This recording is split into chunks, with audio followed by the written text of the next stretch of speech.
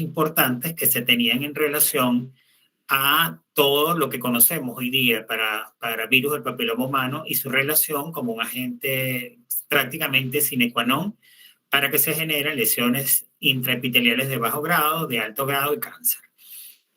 Como recordarán, pues se les dijo que las vacunas habían comenzado con una vacuna tetravalente que protegían contra los virus 6, 11, 16, 6, 6, 11, 16, 18, ¿ok? Que básicamente, sobre todo el 16 y el 18, son los genotipos que están altamente relacionados con cáncer de cuello uterino. Luego de eso sale al mercado, ¿verdad?, una vacuna bivalente que solamente protegía contra 16 y 18, y no es sino en los años más recientes en que aparece una vacuna que se llama Gardasil 9, que es una nonavalente, porque protege básicamente contra los 9 genotipos más importantes que pueden generar alto riesgo oncogénico. Entonces, dentro de esos antecedentes han permitido también tener ciertos alcances. Y dentro de los alcances tenemos la presencia hoy día de lo que se llaman los bancos de BPH, que es que nos permite saber básicamente cuáles son los genotipos que están presentes en un grupo poblacional específico. Por ejemplo, en la actualidad yo podría decir con exactitud, por ejemplo, qué virus son los más comunes, por ejemplo, en los Estados Unidos de Norteamérica, y eso lo puedo dividir en estados centrales, del norte, del sur, del este o del oeste norteamericano, y así como en muchos otros países donde se hace sobre todo biología molecular. Igualmente, eso me ha permitido identificar más de 200 genotipos y básicamente con eso se ha logrado hacer el genotipado, también llamado tipificación viral. Adicionalmente a esto, por supuesto, se han podido establecer ciertos protocolos de estudio y tratamiento que han facilitado no solamente el control, sino también el diagnóstico y el pronóstico para cada una de nuestros pacientes, disminuyendo así lo que son las tasas de morbo y mortalidad por esta causa. El virus del papiloma humano no es más que un virus ADN que tiene doble cadena de proliferación de células epiteliales, también llamadas papilomas. Existen algunos desde el punto de vista de la clasificación que están divididos en virus de alto riesgo y virus de bajo riesgo. Los de alto riesgo oncogénico están altamente relacionados con la aparición de neoplasias intraepiteliales cervicales, también denominadas NIC. Y si no hacemos nada al respecto, muy probablemente estas son las pacientes que si su sistema inmune no les protege y no generan un estatus de aclarado o clearance viral, son pacientes que con el paso de los años pueden desarrollar cáncer de cuello uterino. Es muy importante conocer que el virus del papiloma humano, ¿verdad?, sobre todo los de riesgos oncogénicos, van a incorporar su propio ADN dentro del genoma de las células humanas. Es decir, él no solamente infecta el tejido, sino que llega a la célula y se mete en la célula y llega a nivel nuclear e incorpora su propio ADN en el ADN en la región nuclear de la célula huésped y genera básicamente un bloqueo de la capacidad de esta célula que ya está dañada para que pueda repararse, y lo que hace es que fundamentalmente la destruye cuando comienza, o esa misma célula se va a destruir cuando comienza a acumular cierto número de mutaciones. Todos los virus del papiloma humano contienen 7 genes, que son genes llamados los genes precoces, que van numerados del 1 al 7, y 2 genes tardíos, que van numerados L1 y L2. El E6 y E7, que son genes precoces, son muy importantes como oncogenes para los tipos de BPH de alto riesgo, puesto que van a producir unas proteínas que tienen la función de ser son unos inhibidores de los genes supresores tumorales de 2 tipos de genes específicos en humanos. Uno es conocido como el P53, el cual es enlazado a través precisamente del E6, que este P53 tiene una función específica que es la que sirve como una proteína responsable para la reparación de este ADN que está dañado o también de su proceso apoptótico. Recuerden ustedes que apoptosis no es más que una muerte celular programada. Pero también el otro La otra oncoproteína importante de recordar es la E7, que va unida o va a enlazarse a un gen supresor tumoral humano, que es el gen del retinoblastoma o RB, que se enlaza primariamente a él y es responsable básicamente de detener la síntesis de un ADN de una célula dañada. Entonces, ambos genes, E6 y E7, ambos oncogenes, tienen la función de producir proteínas que inhiben a los genes supresores tumorales humanos. Y al inhibir esos genes supresores tumorales, pues evidentemente va a dar pie o va a dar plazo o va a dar paso, perdón, a que definitivamente se activen los procesos por los cuales los tumores van a crecer, producto de las distintas mutaciones que son originadas por la incorporación del ADN viral justamente dentro del núcleo de la célula que infectó. Entonces, si yo tuviera que hacer básicamente un organigrama o un flujograma de cómo ocurre el mecanismo carcinogenético en la célula del cuello uterino, pudiéramos tener algo con las siguientes etapas. Una vez que el virus del papiloma humano infecta a la célula normal, se van a producir una serie de mecanismos entre los cuales van desde los procesos de respuesta de inhibición inmune, los procesos de inmortalización, transformación, inhibición apoptótica, inhibición de los estatus de diferenciación, acumulación de mutaciones y, por supuesto, el cáncer de cuello uterino. Pero dentro de todas estas etapas, fíjense ustedes que juega un papel preponderante la E6, que es esta oncoproteína que se va a unir a el P53, que es un gen supresor tumoral, disminuyendo su acción, actuando sobre la liberación de los procesos apoptóticos y actuando directamente sobre el proceso de mutagénesis, dando, por supuesto, una sobreexpresión de esta oncoproteína, que es la que finalmente me va a actuar en estos mecanismos y va a generar cáncer de cuello uterino. Pero al mismo tiempo, tenemos otra oncoproteína, que es la E7, que va a unirse inhibiendo a este gen, que es el gen del retinoblastoma, que es un gen supresor también de la síntesis tumoral, la cual va a actuar sobre distintos mecanismos de esta cadena que ya acabamos de conversar, que es una cadena por la cual podemos llegar desde un proceso de una célula normal a un proceso de una célula cancerosa.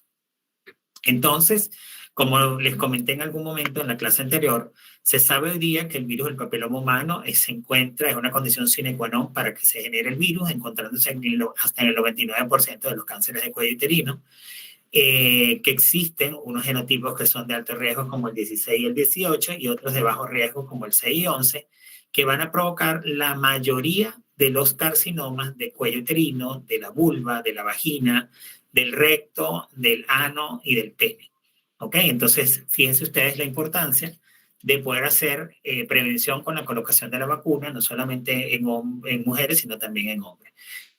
Como les comenté también en algún momento, normalmente el organismo tiene un proceso de inmunidad que le permite hacer un aclaramiento del virus hasta en 2 años, en los primeros 2 años después del proceso de primoinfección.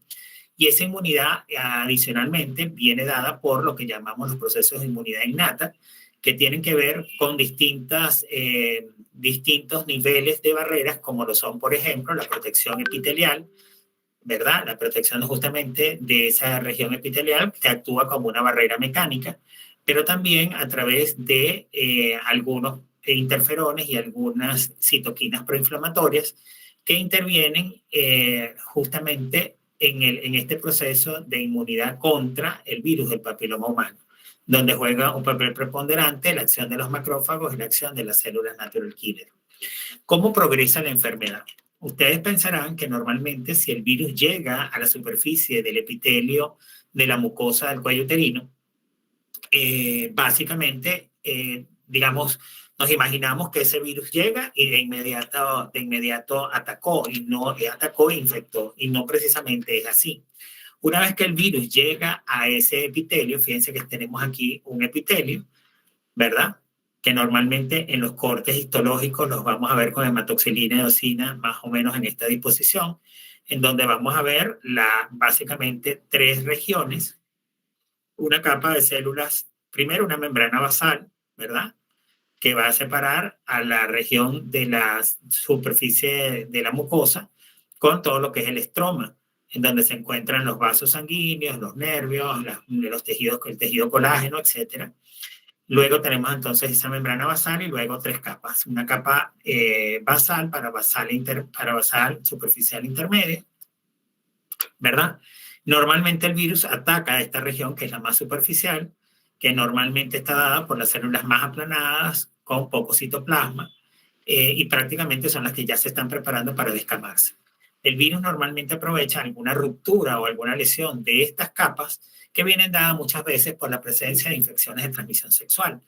De allí la relación que existe entre las ITS y los procesos de cancerígenos y los procesos de infección por virus del papiloma humano. Pasado el tiempo, este virus que atacó por la parte más superficial se va adentrando dentro de la superficie de esta mucosa hasta llegar a infectar las células más basales, las que están, o también llamadas células parabasales, que están en contacto con esa membrana basal. ¿Ok? Y ahí es donde se empieza a generar el gran problema. Entonces, si nosotros extrapolamos lo que normalmente vemos al microscopio óptico con hematoxilina eosina, lo llevamos a un diagrama, vamos a ver las tres capas, primera capa, segunda capa y tercera capa, con una membrana basal que nos separa del tejido conectivo. Esto es lo que vemos en la normalidad. Cuando el virus ataca, ¿verdad? Ya ven que empieza a atacar por las células más superficiales, que son las células más aplanadas, con núcleos aplanados, más picnóticos, diferentes a las células basales, que tienen un citoplasma con que es mucho más amplio, con un núcleo con una polaridad bastante precisa, ¿verdad? Y entonces ataca el virus en la parte más superficial. Pasado el tiempo, este virus comienza a hacer de las suyas y empieza a generar modificaciones en el citoplasma de estas células que se llaman modificaciones coilocíticas, que es lo que normalmente se ve en la microscopía óptica cuando vemos unas células que pasan a ser de redondeadas a aplanadas o más redondeadas o más cilíndricas, pasan a ser un poco redondeadas o triangulares con citoplasmas bastante amplios y con unos núcleos que tienen más tendencia a estar en la porción basal. Y ya eso nos hace sospechar de que probablemente estamos ante la presencia de un virus. Recuerden que con una citología normal, es decir, con un Papa Nicolau, nosotros no podemos decir que una persona tiene VPH. Para eso son las pruebas moleculares y las pruebas de tipificado. Pero sí podemos decir que existe la presencia de células con características de coilocitos que nos hacen sospechar o nos hacen sugerir de que probablemente estamos ante la presencia de virus del papiloma humano. Entonces, estas células que fueron dañándose dan pie al paso o infección de las células más basales, ¿verdad? De esta tercera capa que estamos viendo nosotros acá, en donde si normalmente nos quedamos con la infección de estas células de las capas más basales, o que están en contacto con la membrana basal, que también son llamadas parabasales, estaríamos ante la presencia de un MIC1, como esto que vemos acá a la microscopía, en donde vemos que la capa de células intermedias y las más superficiales están normales y vemos un aumento en la polaridad celular de las células de la cromatina nuclear de estas células que están modificadas, ¿verdad? Esto es lo que llamamos MIC1 o neoplasia intraepitelial cervical grado 1. Luego de esto, que eran las llamadas anteriormente displasias leves, ¿verdad?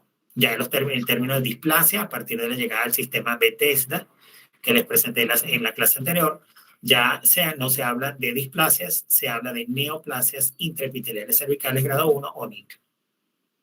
Entonces este sería el NIC1 con esta membrana. Acá tenemos el NIC2, ya vemos que están infectadas las células parabasales y las células de la zona intermedia, que sería esta imagen que estamos viendo acá, en donde vemos la primera capa y la segunda capa ya con desorden de la cromatina nuclear y más células con citoplasmas aumentados, producto de los cambios coilocíticos tipo de la infección por virus del papiloma humano. Y finalmente, y no menos importante, tenemos ya la infección de las tres capas de la mucosa, que es lo que se denomina NIC3, o neoplasia intraepitelial cervical de tercer grado, en donde vemos una membrana basal que está indemne, membrana basal indemne, del estroma, y las tres capas de células, fíjense cómo han aumentado la mitosis, que genera un aumento en la densidad de la cromatina nuclear, con células que no tienen una polaridad nuclear, es decir, que sus núcleos están a distintos niveles de la célula, y las células, algunas mucho más amplias, con citoplasmas más amplios, que nos indican la presencia de cambios coelocíticos sugestivos del virus del papiloma humano.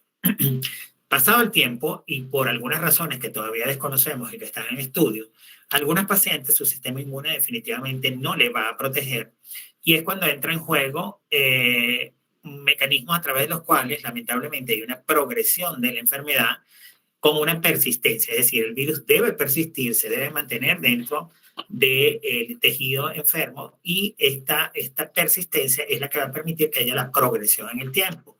Y pasado 5 a 10 años aproximadamente, ya pasado los 5 podemos ver lesiones como esta NIC1, NIC2, y llegado a los 10 años ya podemos ver enfermedad NIC3, que dicho sea de paso, NIC3 es lo mismo que sea in situ, es decir, cáncer in situ. Ya esta lesión, ya esta imagen que ustedes ven aquí, es un cáncer in situ. Cáncer porque ya tomó todas, fíjense las diferencias celulares que existen, ya tomó todas las capas, pero no ha pasado o no ha atravesado la membrana basal, que ya estaríamos hablando de un cáncer invasor. Entonces, esto es lo que llamamos cáncer in situ, porque está solamente en sitio y no ha modificado la membrana basal, pero sí se ve. No, Dejo de compartir, doctor. Disculpen, ya fui a darle a ocultar y disculpen un segundo.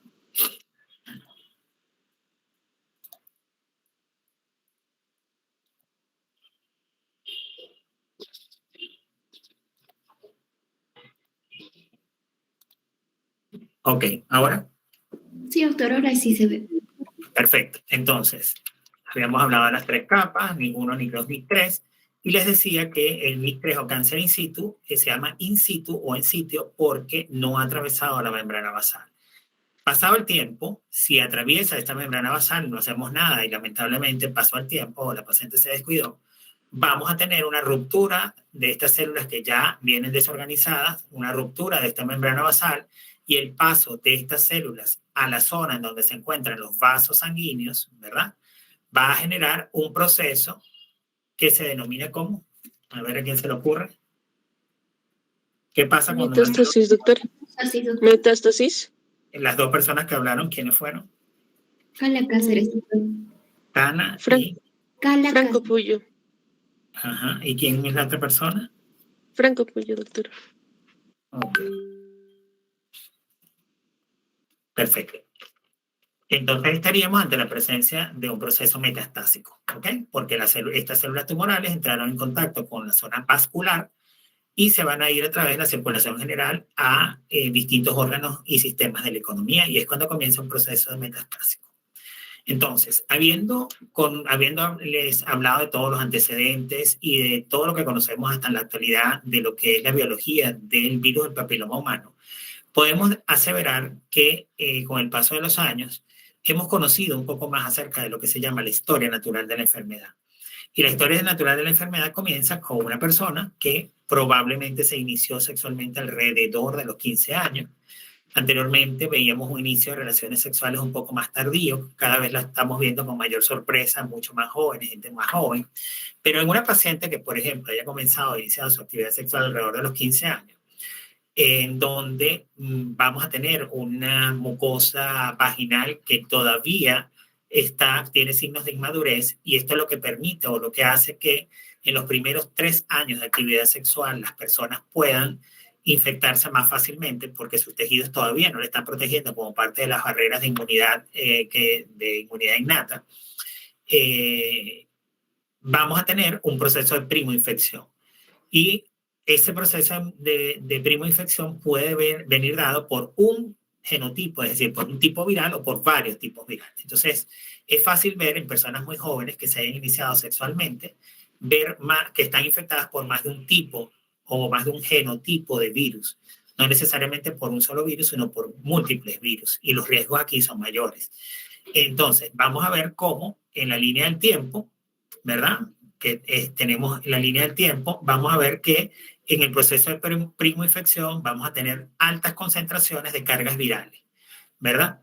Que en los primeros 2 años puede haber una regresión a través de los procesos de inmunidad, y el cuello uterino quedar normal sin ningún tipo de memoria inmunológica para este cáncer. Pero también puede ocurrir que este cuello uterino que ya está infectado, pueden pasar dos cosas, o que el virus quede en un estatus de inercia o también llamado estatus de latencia, es decir, queda como dormido y pudiera ser la persona lo que se llama portadora asintomática y quedarse así por el resto de la vida. Pero también pudiera ocurrir que en un momento determinado su sistema inmunológico se deprima por alguna causa, dando origen básicamente a que este virus que estaba en estados de latencia se aproveche de la inmunosupresión de estas pacientes y pueda desarrollar fácilmente, es decir, pueda aflorar y desarrollar fácilmente un cáncer. Ahora bien, eso puede pasar. ¿Qué es lo otro que puede suceder? Que la persona definitivamente sea un portador y que además sea sintomático. Y para eso el proceso se llama persistencia. Que no solamente haya una persistencia del virus, es decir, que se quede allí, sino que además de eso entre en un estatus de progresión. Y fíjense ustedes que esta persona que inició y que tuvo una alta carga viral alrededor de los 15 años, pasan 15 años aproximadamente y es cuando empezamos a ver 10 a 15 años, porque más o menos estaremos aquí, 10 a 15 años y empezamos a ver lesiones precancerosas o lesiones invasoras de las que acabamos de conversar y alrededor de 10 a 15 años más, si esto permanece y progresa, vamos probablemente a estar en presencia de un cuello uterino ya que había sido infectado solamente por VPH, pero que ahora, si fue infectado por un virus de alto riesgo oncogénico, nos podríamos estar en presencia de cáncer de cuello uterino. Entonces, esto es lo que normalmente ocurre y eso se llama historia natural de la enfermedad. Sin embargo, en la actualidad vemos cada vez, y con muchísima preocupación, vemos cada vez más personas jóvenes con cáncer de cuello uterino a edades tempranas. Por ejemplo, recientemente diagnostiqué una paciente con 19 años de edad y estadio avanzado de cáncer. Y ustedes me dirán, profesor, ¿y por qué ocurre esto? Y las respuestas pueden ser múltiples. Puede ser que la persona venga ya de por sí con un estatus de inmunosupresión, es decir, con un daño de su sistema inmune que no le haya protegido. Pero también puede haber una mutación del virus. Es decir, que ella se haya infectado con un virus que esté mutado y que sea mucho más agresivo. Pudiera ser que el banco viral de la zona donde esta chica vive probablemente está minado de oncogenes que son de alto riesgo. Pero también puede ser que hayan factores medioambientales como el cigarrillo, el alcohol, las drogas, por el estrés, por la falta de ejercicio, el sedentarismo, etcétera, por nombrar solamente algunos, que hayan permitido que, digamos, los mecanismos de potenciales de oxidorreducción, los mecanismos del sistema inmunológico, estén deprimidos en esta paciente y haya permitido el desarrollo de la enfermedad.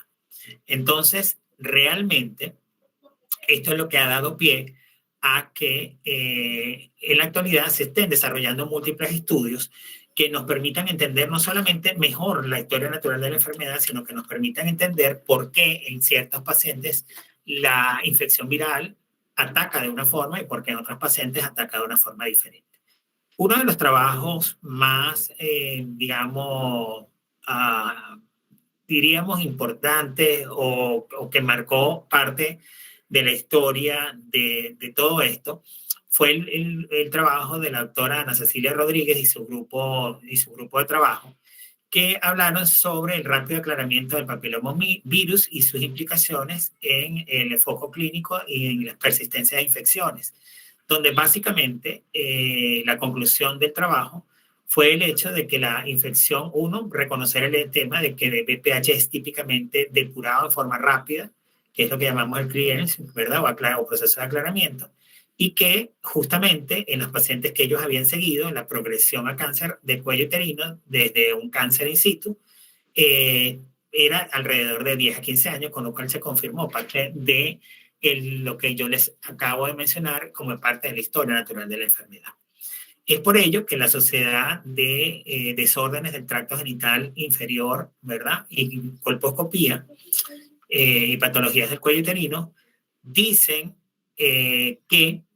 o establecen que debido a que los cambios neoplásicos siempre van a preceder al cáncer de cuello uterino, fíjense ustedes, NIC1, NIC2, NIC3, ya cáncer in situ, cáncer invasor, son distintos cambios que van a preceder al cáncer de cuello uterino.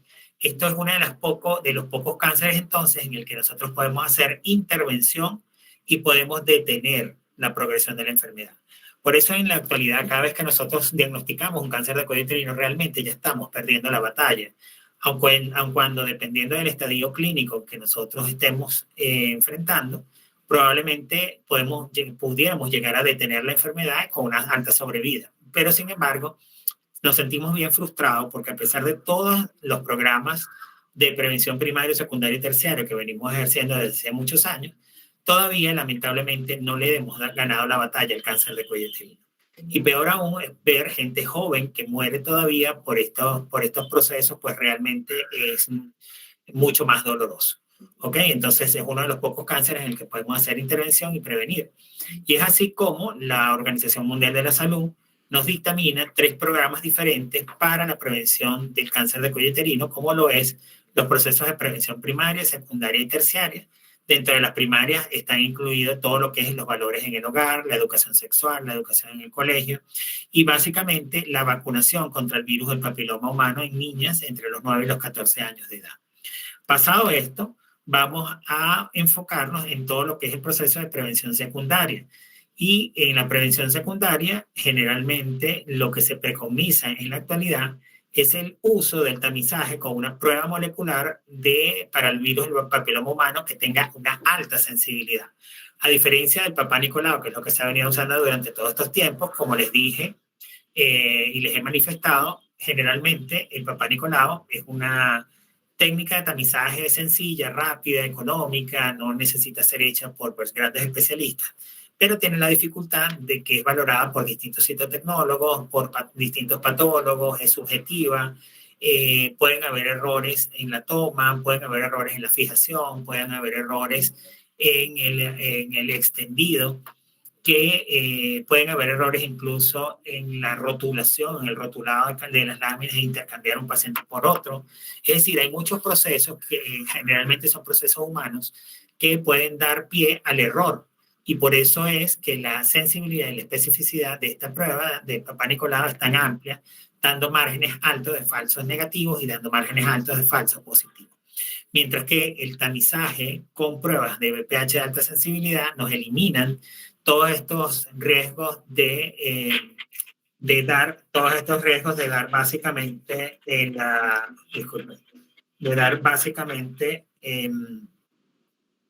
falsos diagnósticos a nuestros pacientes con pruebas que son costosas, como les decía anteriormente. No en todos los países se hace, no todos los países tienen los recursos económicos para darlos a nivel poblacional a todo el mundo, pero en aquellos en los que se hace realmente estamos llegando a estadísticas cero. Incluso se habla de incluir por ejemplo, dentro de poco, Australia dentro de uno de los países con certificación mundial de erradicación del cáncer de cuello uterino. Entonces, para que vean ustedes la importancia de las pruebas moleculares en la prevención de este tipo de enfermedad. Un poco, nuevamente, para recordarles el tema de las distintas vacunas que han transcurrido o que se han desarrollado con el tiempo, aprobadas por la FDA, que es la Administración de Drogas y Alimentos, que es es un mecanismo norteamericano que regula la salida de los medicamentos una vez que se han hecho todas las fases clínicas de investigación, en donde no hay efectos secundarios o aparentemente no existen efectos secundarios para la liberación abierta al mercado, ¿verdad?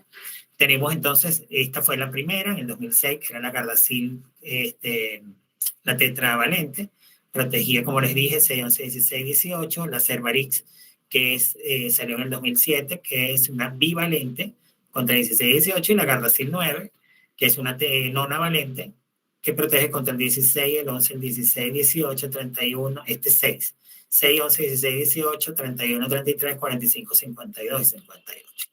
¿Ok? Todas de alto riesgo.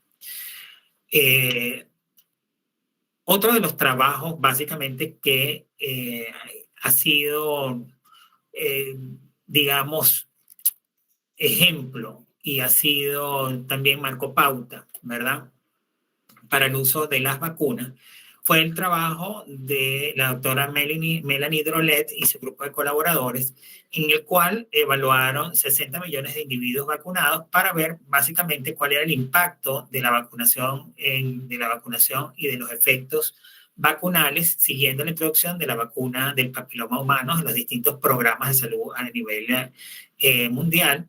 Esto fue un trabajo de seguimiento, de revisión sistemática y esta es la presentación del metaanálisis.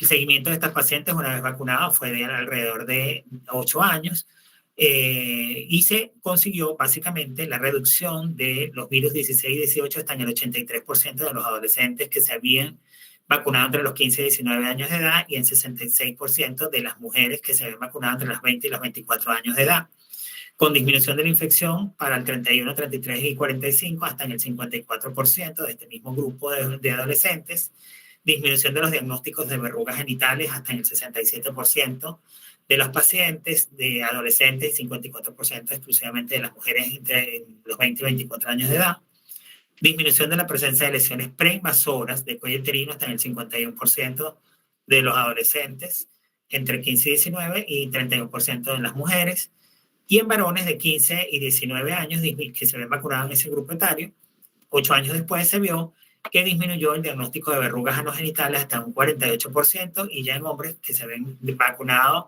en etapas más tardías hasta en 32%. Quiere decir que realmente fue un estudio que generó conclusiones importantes, puesto que hubo un impacto positivo en la aparición de lesiones preinvasoras y lesiones por verrugas anogenitales.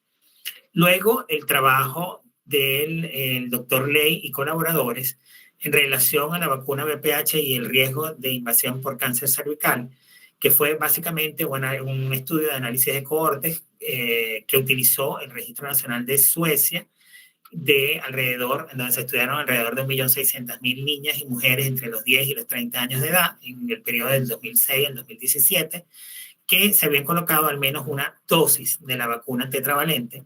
Encontraron básicamente que cuando hacían la comparación cruda entre lo que era la incidencia por 100.000 personas, encontraron básicamente estos resultados, que fueron el número de casos de cáncer de cuello cervical entre pacientes que no han sido vacunadas versus aquellas vacunadas.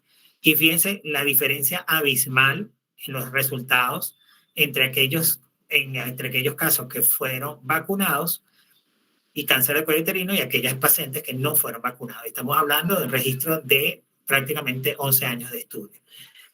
¿Ok? Y 1.600.000 pacientes. Y este mismo estudio generó esta data en la cual básicamente lo que hace es comparar en la línea naranja las pacientes no vacunadas, en las cuales vemos 94 pacientes con incidencias acumulativas de cáncer, ¿verdad? Por 100.000 versus 47 por 100.000 de pacientes que habían sido vacunadas. De las vacunadas, ¿verdad? De aquellas vacunadas entre los grupos etarios de 17 a 30 años de edad, vamos a ver cómo esta incidencia baja casi a la mitad, de 94 a 54 por 100.000. Pero lo que más llama la atención y lo que realmente, fue lo que llamó la atención a nivel mundial dentro del mundo científico fue que aquellas vacunadas que recibieron por lo menos una dosis de la vacuna antes de los 17 años de edad, es decir, por eso es que se estableció que el grupo vacunal era entre los 9 y 14 años, fue uno de los motivos, uno de los criterios para poder escoger este grupo poblacional, fue el hecho de que de 94 por 100.000 casos se encontraron apenas 4 por 100.000 casos, solamente por el hecho de haber sido vacunada en forma temprana. Entonces, y esto fue básicamente cuando se hizo el seguimiento en años en la curva del tiempo. Entonces, esto fue básicamente lo que ha dado origen a todos los procesos y a todas las medidas que se han realizado con relación a la colocación de las vacunas, sobre todo en estos grupos poblacionales, aunado al hecho de que entre los 9 y 14 años normalmente son niñas escolarizadas, que es mucho más fácil tener una población que está, digamos, cautiva y que fácilmente podemos actuar sobre este tipo de población. Pero también nos ha permitido generar algunos protocolos para poder ejercer bien la prevención secundaria, dentro de la que entra o toma un juego preponderante la prueba molecular para el virus del papiloma humano. Y ustedes se preguntarán qué es esta prueba. Esta prueba no es más que un método basado en PCR en tiempo real. La PCR básicamente es un sistema automatizado de proceso rápido y eficiente que juega con una metodología que es la metodología de la amplificación, en donde usted básicamente se incorpora un poquito o se capta un poco del ADN del virus, ¿verdad? O de alguna parte de la cadena de sus ácidos nucleicos a través del proceso de amplificación. A partir de ese poquito, vamos a amplificar de forma exponencial ese pequeño fragmento del ADN en un proceso que lleva básicamente 3 ciclos a temperatura controlada, como son los procesos de desnaturalización, reconocimiento de unión algodón de iniciación y el proceso básicamente de amplificación del material genético transcrito y la detección por fluorescencia. Esta prueba molecular va a detectar, o por lo menos las que tenemos actualmente, detectan 14 genotipos, el 16 y el 18 en forma independiente y el otro grupo de forma de sonda, en un grupo general.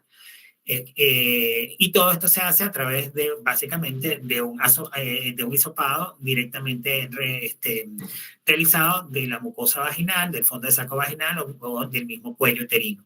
Mientras que, como les he comentado, ya en la actualidad existen otras pruebas que han sido aprobadas que detectan hasta 35 genotipos, incluyendo algunos de bajo riesgo y de riesgo moderado, y otras pruebas que estamos en fase experimental que puede llegar a genotipar en forma independiente hasta 54 genotipos distintos del virus. Sin embargo, se dice que el de 14 es suficiente, puesto que conlleva o lleva implícito el estudio y el genotipado de los 14 genotipos de alto riesgo, que son los que realmente nos importan más desde el punto de vista del significado clínico. Una prueba molecular, para poder ser desarrollada y poder ser aprobada, tiene que tener ciertas características generales, y esas características vienen dadas por el hecho de que las pruebas moleculares deben ser de alta sensibilidad clínica, tienen que tener un alto valor predictivo negativo, tienen que ser objetivas, por supuesto, tienen que ser fácilmente reproducibles. En el caso de que yo tenga un laboratorio acá y un laboratorio en Ecuador y un laboratorio en Londres, si una persona es positiva, los 3 tienen que dar positivo. Eso es lo que significa la alta reproducibilidad, y debe tener una alta capacidad de rendimiento, es decir, que nosotros en poco tiempo y a través de una máquina podemos evaluar muchas pacientes al mismo tiempo, mientras que las pruebas del Papá Nicolau son de bajo capacidad de rendimiento. ¿Por qué? Porque hay que colorear una a una, hay que ver una por una, etcétera, y eso toma, por supuesto, sus tiempos, mientras que en máquina la tecnología permite que tengamos una alta capacidad de rendimiento porque podemos evaluar y analizar distintas muestras en una forma conjunta y en paralelo y dar muchos resultados en poco tiempo. Si nosotros tuviéramos que hacer una tabla diferencial entre lo que es un Papá Nicolau y una prueba molecular, diríamos que el Papá Nicolau, que también es llamado citología exoendocervical, tiene algunas ventajas sobre la prueba molecular, como es el hecho de que es un método de baja complejidad, que no requiere grandes especialistas para poder hacer la técnica, que es un método que ya está generalizado dentro de la metodología primaria de atención al paciente y permite básicamente la detección policromática del núcleo y que a través de las características del citoplasma nosotros podamos inferir no solamente la presencia del virus, sino además de esto podamos decir si hay ya algún tipo de lesión de primero, de segundo o de tercer grado. Y por supuesto la invasión.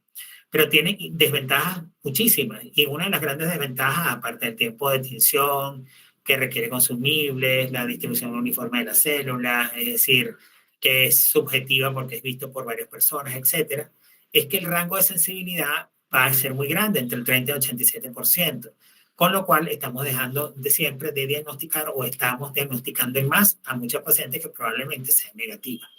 Mientras que la prueba molecular del virus de papiloma humano es una prueba que tiene una gran ventaja, que es de alta sensibilidad y que no se basa básicamente en la interpretación de la morfología, es decir, de las formas celulares, sino que se va a basar en la detección del ADN viral, del ARN mensajero del virus del papiloma humano y de otros marcadores virales.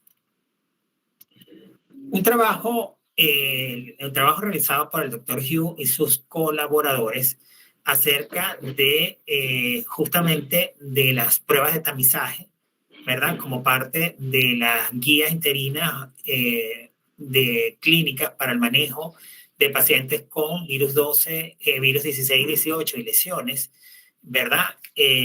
Fue a través de este estudio en el cual se hizo la comparación entre las pacientes que daban completamente negativas para la prueba versus pacientes que salían positivas para NIC3. Y son estudios, distintos estudios que fueron básicamente comparados, ¿verdad?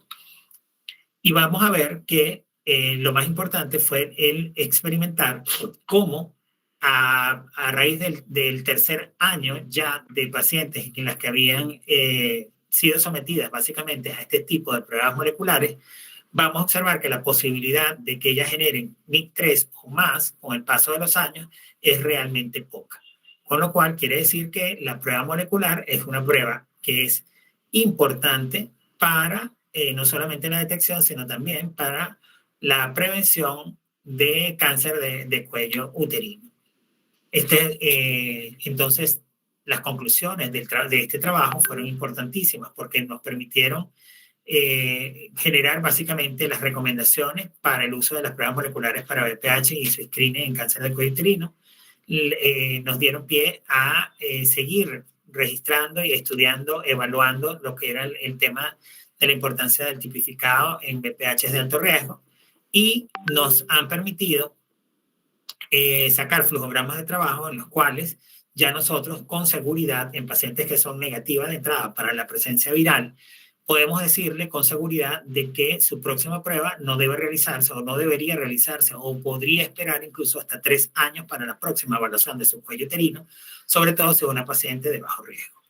Y eso dio origen a estas recomendaciones primarias para, que es un algoritmo básicamente de screening para pacientes con o sin virus del papiloma humano.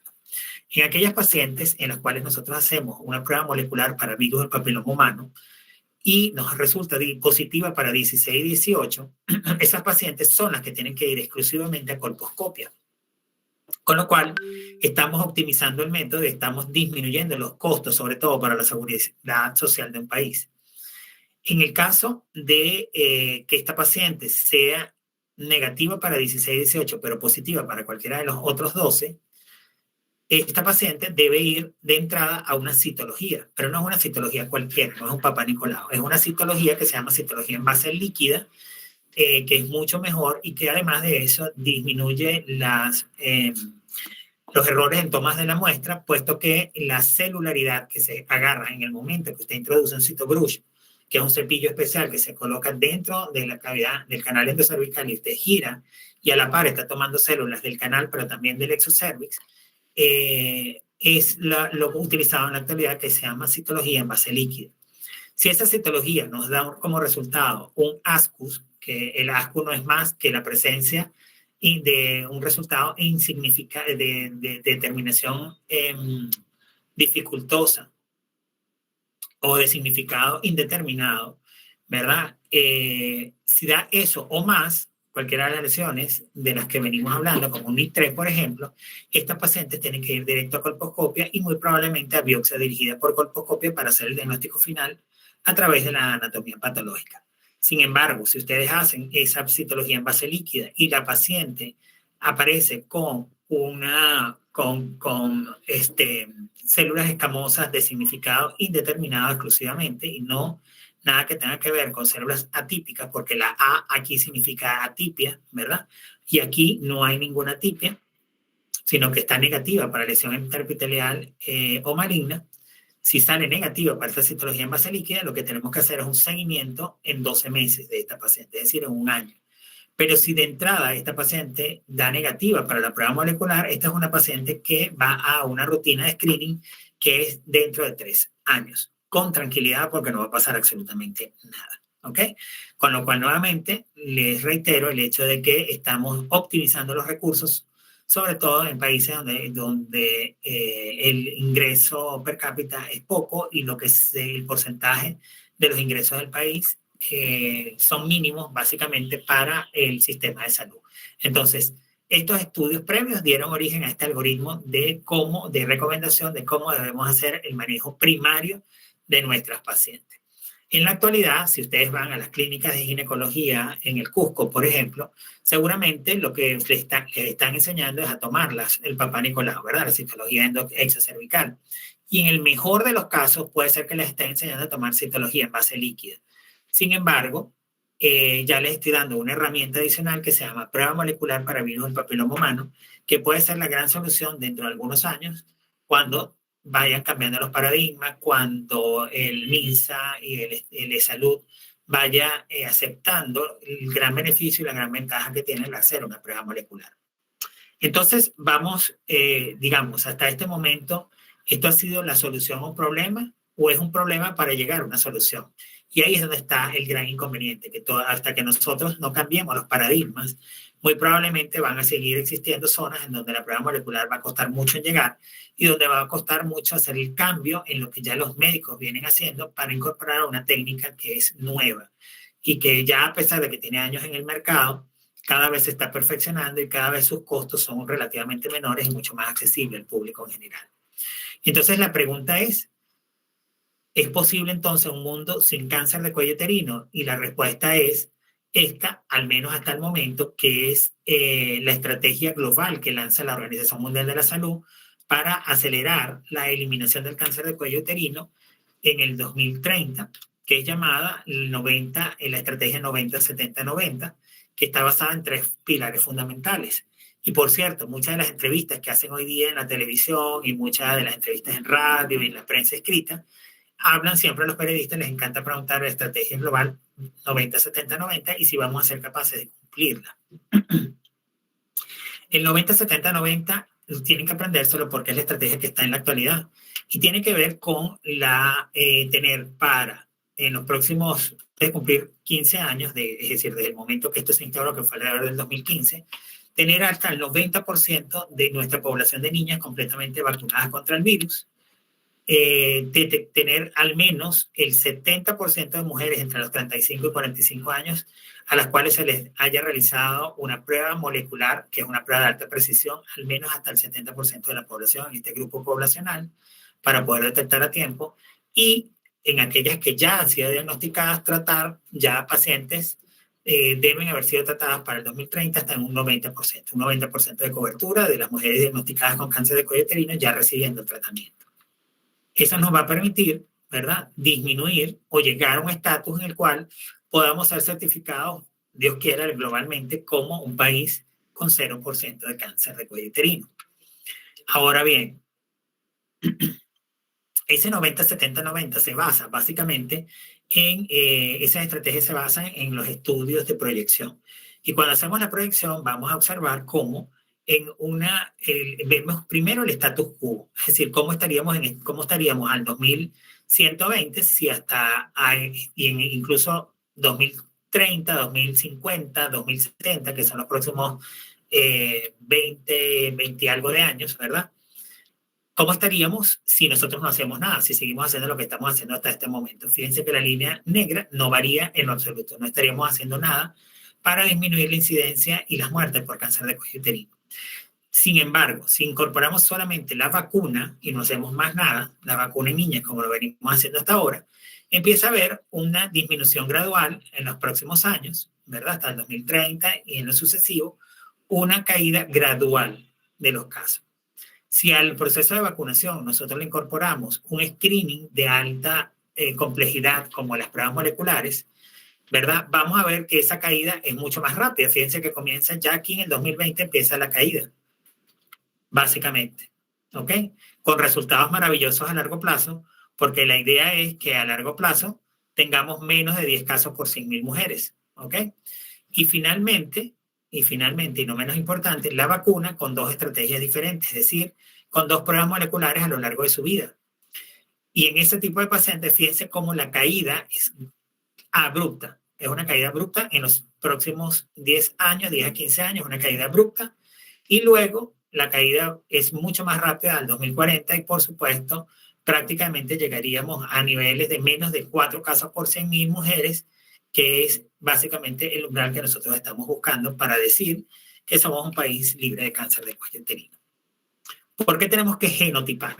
Tenemos que genotipar porque básicamente el tipo de virus de papiloma humano es el que nos va a dar la pauta de qué es lo que tenemos que hacer con nuestras pacientes, ¿verdad? Y que también nos va a indicar básicamente que el riesgo de lesión cervical a la que está precancerosa, a la que está expuesta nuestro paciente, el cual a 5 años se reduce significativamente si ambas pruebas son negativas. Si alguna de las pruebas es positiva, también podemos reducir ese porcentaje a niveles casi ínfimos si hacemos un tratamiento oportuno, primero un diagnóstico y un tratamiento oportuno de nuestras pacientes. Y por eso es que tenemos que genotipar. También porque el riesgo va a variar según el tipo del genotipo, ¿verdad? Hasta un 70% en cánceres cervicales invasor, solamente por el hecho de tener virus 16 o 18, a diferencia de tener otros virus de alto riesgo que no sean justamente 16 y 18. Esto ha dado pie a que desde hace aproximadamente, desde el 2010, un grupo de investigadores de 7 países, y entre los que no estaba Perú, pero que actualmente está desde que algunos grupos de investigadores, incluyéndome en lo particular, hemos llegado a distintas zonas del país y se han empezado a hacer estudios o trabajos con pruebas moleculares. Hemos venido tratando de determinar cuáles son los mecanismos por los cuales estos virus, de los cuales ya les he venido hablando, generan o fomentan un cambio en la historia natural de la enfermedad y son los que generan justamente cáncer del cuello uterino en pacientes muy jóvenes. Y entonces eso tiene que ver con tratar de conocer un poquito más allá del virus.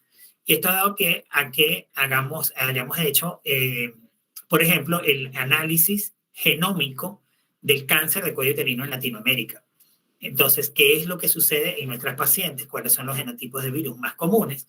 Y evidentemente, poder concluir de que existen algunos mecanismos que podrían estar implicados en la génesis de la enfermedad y que además de eso, desde el punto de vista a futuro, podamos, o las casas farmacéuticas puedan incorporar ciertos medicamentos que ataquen targets específicos del mecanismo de carcinogénesis que yo les presentaba al principio.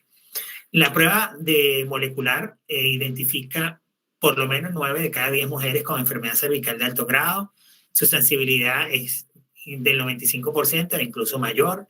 Quiere decir que de cada 10 pacientes, menos de la mitad de una, es decir, prácticamente 0 punto algo, son las que podrían quedar mal diagnosticadas. Pero en general más del 99, es decir, 9 de cada 10 o 9,5, por no decir casi el 99%, son diagnosticadas si es que están positivas para ADN viral. Y, por supuesto, esto nos va a permitir optimizar los recursos con el algoritmo de manejo del que yo les hablaba en el principio. ¿Ok? Nunca olviden estos números porque es lo que nos va a dar la sensibilidad, las modificaciones en la sensibilidad de la citología versus la prueba molecular. Y por otro lado, que la sensibilidad aumenta solamente por el mismo hecho de hacer una prueba molecular para el virus del papiloma humano. Los estudios clínicos aleatorizados demuestran que se detectan más lesiones de alto grado en una primera ronda de tamizaje con solamente la realización de la prueba molecular que realizando la citología básica, permitiendo una reducción importante del cáncer, lo que ha impulsado a muchos países al establecimiento, a que se establezca la prueba molecular ya como la prueba o como el método específico. Fíjense ustedes que Perú no escapa de esa realidad y es así como dentro del Programa Nacional para las Estrategias de Reducción de Cáncer de Cuello Uterino 2017-2021 ya estaba incluida la prueba molecular. Sin embargo, lamentablemente pasamos al 2021 y la prueba no se popularizó a nivel público. A nivel privado, afortunadamente, ya muchos médicos trabajamos con las pruebas moleculares. Sin embargo, no está muy popularizada la técnica como tal. ¿Ok? Recuerden que la prueba molecular es una prueba que está validada, es bastante precisa, es sensible, que nosotros no vamos a poder hacer mucho si no existen cambios en los paradigmas de los médicos y de los pacientes, que existen o se han dado pie a que la OMS y Europa haya dictaminado ciertas guías que proponen las pruebas moleculares específicamente como pruebas principales de detección, que son pruebas de alto rendimiento y que están incluidas entre las estrategias globales contra la protección de cáncer, contra la erradicación del cáncer. Esto generaría con el paso de los años programas que sean menos costosos, más específicos y que generen una cierta sensación de tranquilidad, no solamente para el médico, sino también, o para el personal de salud, sino también, por supuesto, para la familia. Estas pruebas moleculares han venido siendo probadas desde hace algunos años en países con ingresos pocos, de mediano o pocos ingresos, IPVs, y hemos venido comparando las pruebas, estos 7 países de los que les hablaba, dentro de los cuales están incluidos México, El Salvador, Guatemala, Honduras, Venezuela, México, entre otros, ¿verdad? Y acá lo que hicimos fue básicamente una comparación entre estas pruebas moleculares de bajo costo y la prevalencia de cáncer cervical, de la infección por cáncer cervical en poblaciones asintomáticas, pacientes que no han sido diagnosticadas con cáncer, que son completamente normales en poblaciones de Guatemala comparadas con población venezolana, y nos dimos cuenta, ¿verdad? Básicamente nos dimos cuenta con este trabajo que muchas de las pacientes que generan cáncer a temprana edad tenían mutaciones específicas de su genoma que son muy parecidas a las pacientes que desarrollaron cáncer de poca edad, es decir, con poca edad, y que se modificó en ellas la historia natural de la enfermedad. Con lo cual, ¿verdad?, ha dado pie también esto, no solamente a la incorporación de las pruebas moleculares dentro de los tamizajes primarios de los ministerios de salud, sino que logramos concluir, o por lo menos llevar a la literatura científica, el hecho de que se tenían que estudiar los sublinajes virales, y eso es lo más nuevo que hay ahora en el mercado, que es el estudio de los sublinajes virales, para saber filogenéticamente de dónde provienen nuestros virus del papiloma humano y por qué las diferencias genéticas y por qué la diferencia en la clínica de nuestras pacientes. Entonces, LARC y la OMS nos ha tratado de facilitar la vida, sobre todo a los que trabajamos directamente con pruebas moleculares, y nos dice cuándo se debe iniciar con el tamizaje para la prueba molecular. Y ellos indican que si la paciente nunca se ha hecho un examen, básicamente lo importante es empezar a tamizar con estas pruebas a partir de los 25 años de edad. Pero que si esta paciente tiene resultados previos del Papá Nicolau con menos de 25 años de edad y tiene un resultado normal antes de los 23 años, va a un tamizaje con prueba molecular a los 25. Si tiene un resultado normal y ya tiene 23 años o más, esta paciente debe ir a un tamizaje 2 años después del último Papá Nicolau, ¿ok? No antes de eso, que más o menos coincidiría con los 25 años. Pero si está normal y tiene 25, lo haríamos a los 27 y así. Si esta paciente tiene resultados anormales de entrada, ¿verdad?, esta paciente debe iniciar el protocolo de tratamiento. Aquí no hay para dónde correr. Tenemos que ir directo al tratamiento. Pero si tenemos un resultado que es insatisfactorio, la prueba de PAP, tenemos que hacer una prueba ya a partir de los 25 años de edad. Y, como les decía, si es una paciente que nunca se ha hecho un PAP, llevarla a tamizaje también a esa edad. Y ustedes se preguntarán, ¿pero hasta cuándo? Es decir, ¿hasta cuándo vamos a hacer prueba molecular? Y la idea es hacer durante algunas etapas de la vida, y para esto vamos a seguir las guías europeas que nos dicen que generalmente ellos paran el tamizaje primario con citología alrededor de los 60-65 años de edad, ¿verdad? Que es lo que ellos recomiendan en Europa. Siempre y cuando la última prueba de tamizaje realizada haya sido negativa. ¿Ok? Porque si usted tiene una paciente que a los 64 años usted le hizo un Papá Nicolau normal y salió alterado, evidentemente esta es una paciente que es de riesgo y tenemos que seguirla manejando con el tiempo. Pero si usted tiene una paciente que a los 65, por ejemplo, le hizo una prueba molecular para ver virus del papiloma humano y está negativa, esta paciente ya no debe ir nuevamente a pruebas de tamizaje. ¿Ok?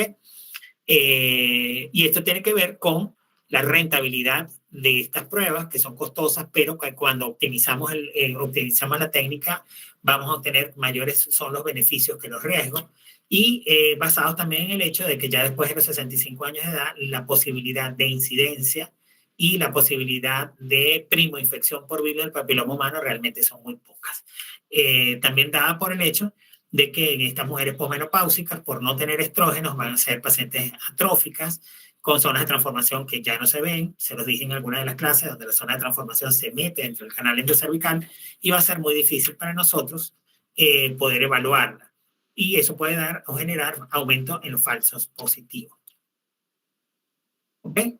Fíjense lo que yo les hablaba del MINSA, que básicamente en el Plan Nacional para la Prevención y Control del Cáncer de Cuello Uterino 2017-2021 ya incluía y recomendaba que incluso la edad de tamizaje fuera entre los 39 y los 49 años de edad, a diferencia de lo que reportan las guías europeas que dicen que ya a partir de los 25 años de edad debemos hacer tamizaje con la prueba molecular del virus del papiloma humano. Pero acá en el país, como en alguna observación que me hizo alguna de ustedes en unas clases iniciales, se recomienda también el IVA, que es la inspección visual con ácido acético, ¿verdad?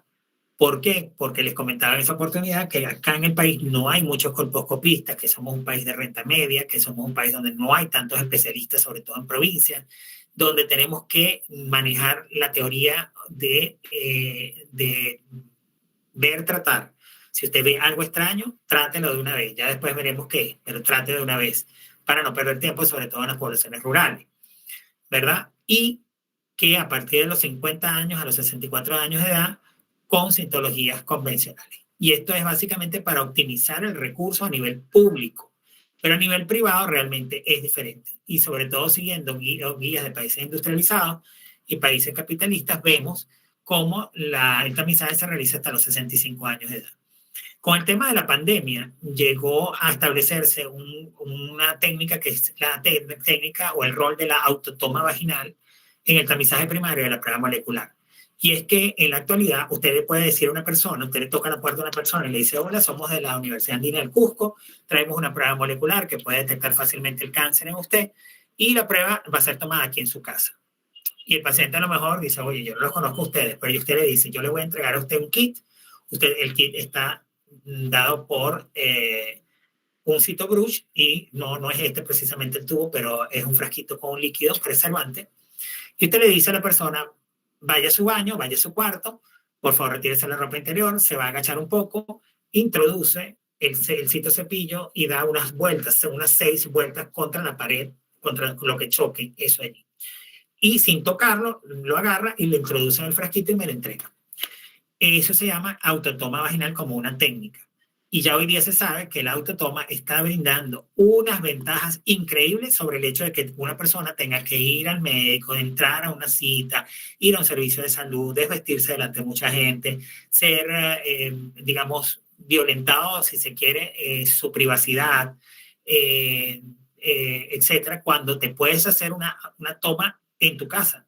Por ejemplo, muchos países aprovecharon la pandemia para realizar los ensayos clínicos con estas pacientes, encontrando unos resultados maravillosos.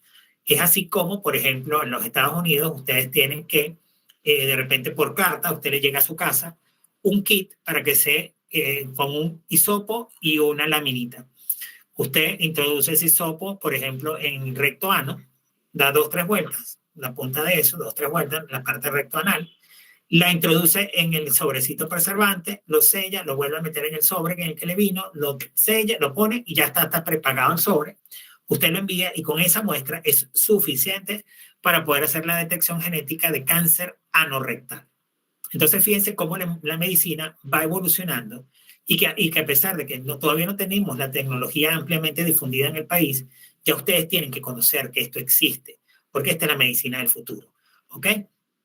Este autotoma permite al gobierno tener un método que ofrece un medio ambiente, como les dije, más amigable, fuera del espacio clínico, sobre todo importante en mujeres mayores, que es difícil, y sobre todo en grupos poblacionales, vamos a suponer quechohablantes, por ejemplo, pacientes de esa digamos, de la zona andina, del Alto Andino, que es bien difícil poder llegar a implementar jornadas, por ejemplo, para tomas de Papá Nicolau. Pero sí le podemos llegar con esto y yo les aseguro que van a acceder. De hecho, ya tenemos algunas experiencias, mi grupo de trabajo, con relación al autotoma y con relación a la valoración de este tipo de pacientes del Alto Andino. Los costos se nos vienen a menos. Es mucho más conveniente, se hace en el hogar, es más tolerable, todo lo que ya les indiqué con respecto a la privacidad. Y fíjense que se han venido realizando estudios adicionales a la luz de lo que ya conocemos, para evaluar los sublinajes del virus del papiloma humano 16, por cuanto vemos que en nuestros países, como les comenté, hemos visto pacientes muy jóvenes con cáncer de cuello uterino que escapan por completo de la historia natural de la enfermedad o con lesiones bastante avanzadas, que no es lo normal de ver. Entonces, nos preguntamos si todos los factores de riesgos que hemos venido mencionando son tan importantes o es que existe una mutación importante que vendría de la zona donde originalmente vino este virus. Recuerden ustedes que nosotros fuimos colonizados por europeos y que a lo mejor el virus del papiloma a lo mejor no nos era típico en nuestro banco viral y más bien vino como algo de la transculturización, no lo sabemos. Pero lo que sí se sabe hoy día es que se están haciendo los estudios de su linaje viral que nos están permitiendo conocer cuál es la línea ancestral de este virus del papiloma humano. Y hemos conseguido resultados realmente importantes. Mensajes para la casa: el cáncer de cuello uterino es prevenible. Los programas de detección van a variar dependiendo de los recursos que dispongamos en el país para financiar las medidas adecuadas de atención médica. Debemos establecer programas de intervención en los distintos niveles de prevención. Y tenemos que saber que las vacunas son contra el virus del papiloma humano y que son seguras. Es lo más importante, son seguras. Ya tenemos desde el año 2006, que se vienen colocando vacunas sin problema alguno y en forma abierta, pero los estudios incluso venían desde antes de las fases clínicas y preclínicas de la vacuna. Protegen contra la infección y la persistencia del virus, protegen contra las lesiones preinvasoras del cuello uterino y previenen contra el cáncer de cuello uterino y otros tumores asociados al virus del papiloma humano, como son los cánceres o tumores por verrugas anogenitales, por verrugas orofaringe, cáncer de orofaringeo, que es el que está más popularizado ahorita entre los varones, cáncer de pene, cáncer escrotal, etc. ¿Ok? Perineal. Las pruebas moleculares ofrecen una mayor seguridad en la predicción de los líderes de alto grado, apoyan el plan 90-70-90 propuesto por la OMS para el año 2030. El hecho de que existe una técnica adicional que se llama autotoma vaginal, que es una estrategia viable, sobre todo ahorita en tiempos de COVID, no sabemos qué va a seguir sucediendo con la pandemia, pero fíjense, los años de COVID no los vamos a ver, sino dentro de unos años, porque durante el COVID se le dio prioridad a COVID y se frenaron todas las consultas preventivas. Si nosotros hubiéramos hecho la autotoma vaginal, muy probablemente hubiéramos seguido detectando pacientes con alto riesgo, pero lamentablemente fueron 2 años o 2 años y algo que perdimos para la oportuna y la prevención temprana de la enfermedad. Y además, que eso no lo vamos a ver ahorita, lo vamos a ver en los próximos 5 o 10 años, en donde las estadísticas de lo que ocurrió ahorita en 2019 nos van a dar realmente fuerte dentro de algunos años. Y tenemos que llevarnos para la casa que debemos educar al personal de salud, pero también debemos educar a la población general sobre la importancia de la vacuna y la prueba molecular del virus del papiloma humano, y de allí mi interés para que ustedes desarrollen este resumen a través de la lectura de un paper actualizado en donde ustedes puedan entender mejor los resultados de las pruebas moleculares para virus del papiloma humano y la importancia para la disminución de la mortalidad por la enfermedad. Tienen que recordar que la prueba molecular es costo efectiva, a pesar de que es costosa hoy día, es mucho más efectiva, mucho más eficaz que el Papá Nicolau, y ha generado un impacto importantísimo en la disminución de la mortalidad por esta causa, hasta menos de 4 por 100.000, de 94 por 100.000 de la no vacunada. Las estrategias de tamizaje primario basado en la prueba molecular se va a basar en resultados cuali cuantitativos, objetivos de alta sensibilidad, reproducibilidad y de altos valores predictivos negativos, y va a poder identificar a aquellas mujeres con lesiones precancerosas y citologías negativas. Ojo, cuando ustedes le dicen a alguien que tiene una citología negativa, no se queden tan tranquilos. Recuerden que puede haber caído dentro del grupo de los falsos negativos. Y definitivamente, jóvenes, debemos cambiar paradigma. Y los principales agentes de cambio son ustedes, que están en este momento en formación para ser los futuros médicos o de los médicos del futuro, que tengan la verdad en sus manos, la verdad verdadera de lo que la ciencia les pueda llevar hasta este momento, porque la vida es tan cambiante y la ciencia y la tecnología nos están avasallando, que probablemente lo que yo les estoy diciendo hoy como la verdad verdadera del 2023, probablemente en un par de años ya hayan tecnologías o técnicas mucho mejores que echen por la borda todo lo que estamos hablando hasta este momento. Por eso la importancia en la medicina de estar constantemente actualizados. Y con esto creo que concluimos básicamente esta primera parte de la clase de hoy. Saber no es suficiente, debemos aplicar.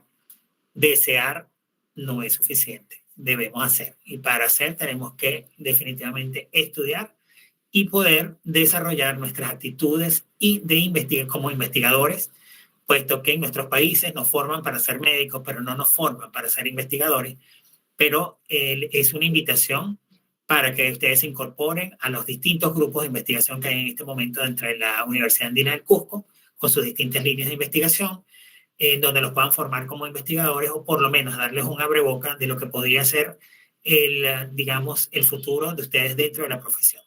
Muchas veces no somos la fuente que genera la luz, pero sí podemos ser unos buenos espejos que reflejemos esa luz. Ahí les dejo esa inquietud. Si hay alguna pregunta en este momento con relación a prueba molecular, para poder entender, soy todo oídos. Denme un segundo para irme a la página. Karen. Doctor, buenas noches. Hola. Tenía dos preguntas en base a las exposiciones que nos ha dado. La primera era saber un poco más sobre la prueba de telomerasa que se menciona, bueno, en algunos papers como método diagnóstico.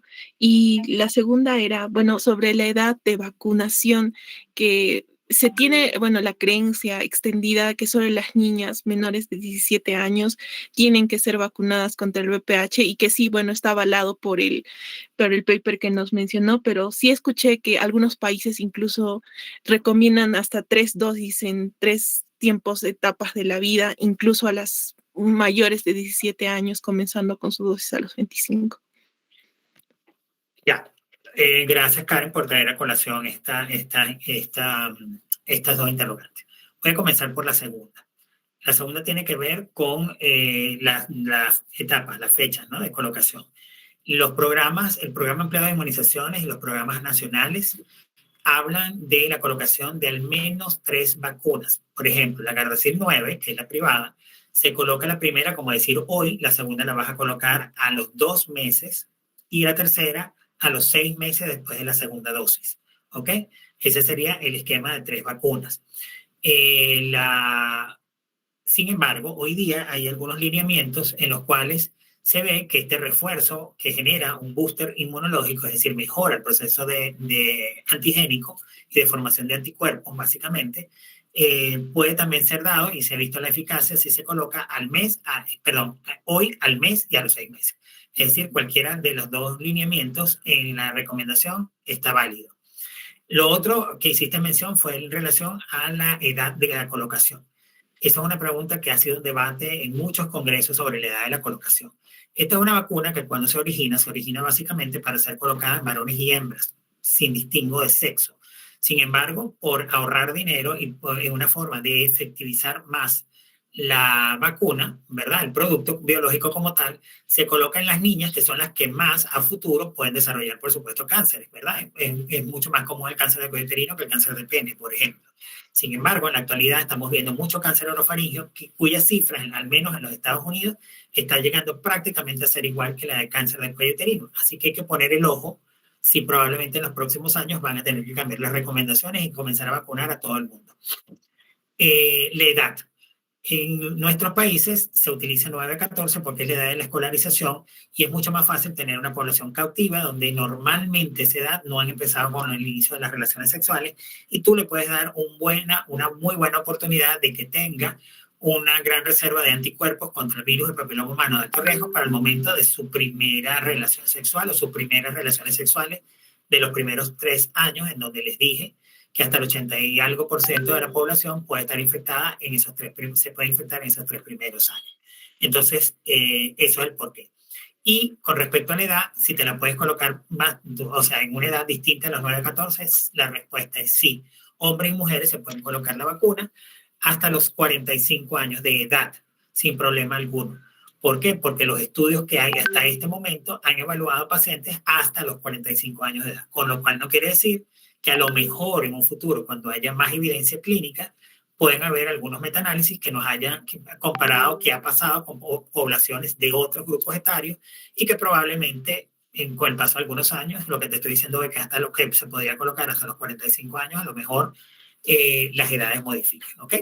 En relación a la telomerasa es una enzima, ¿verdad?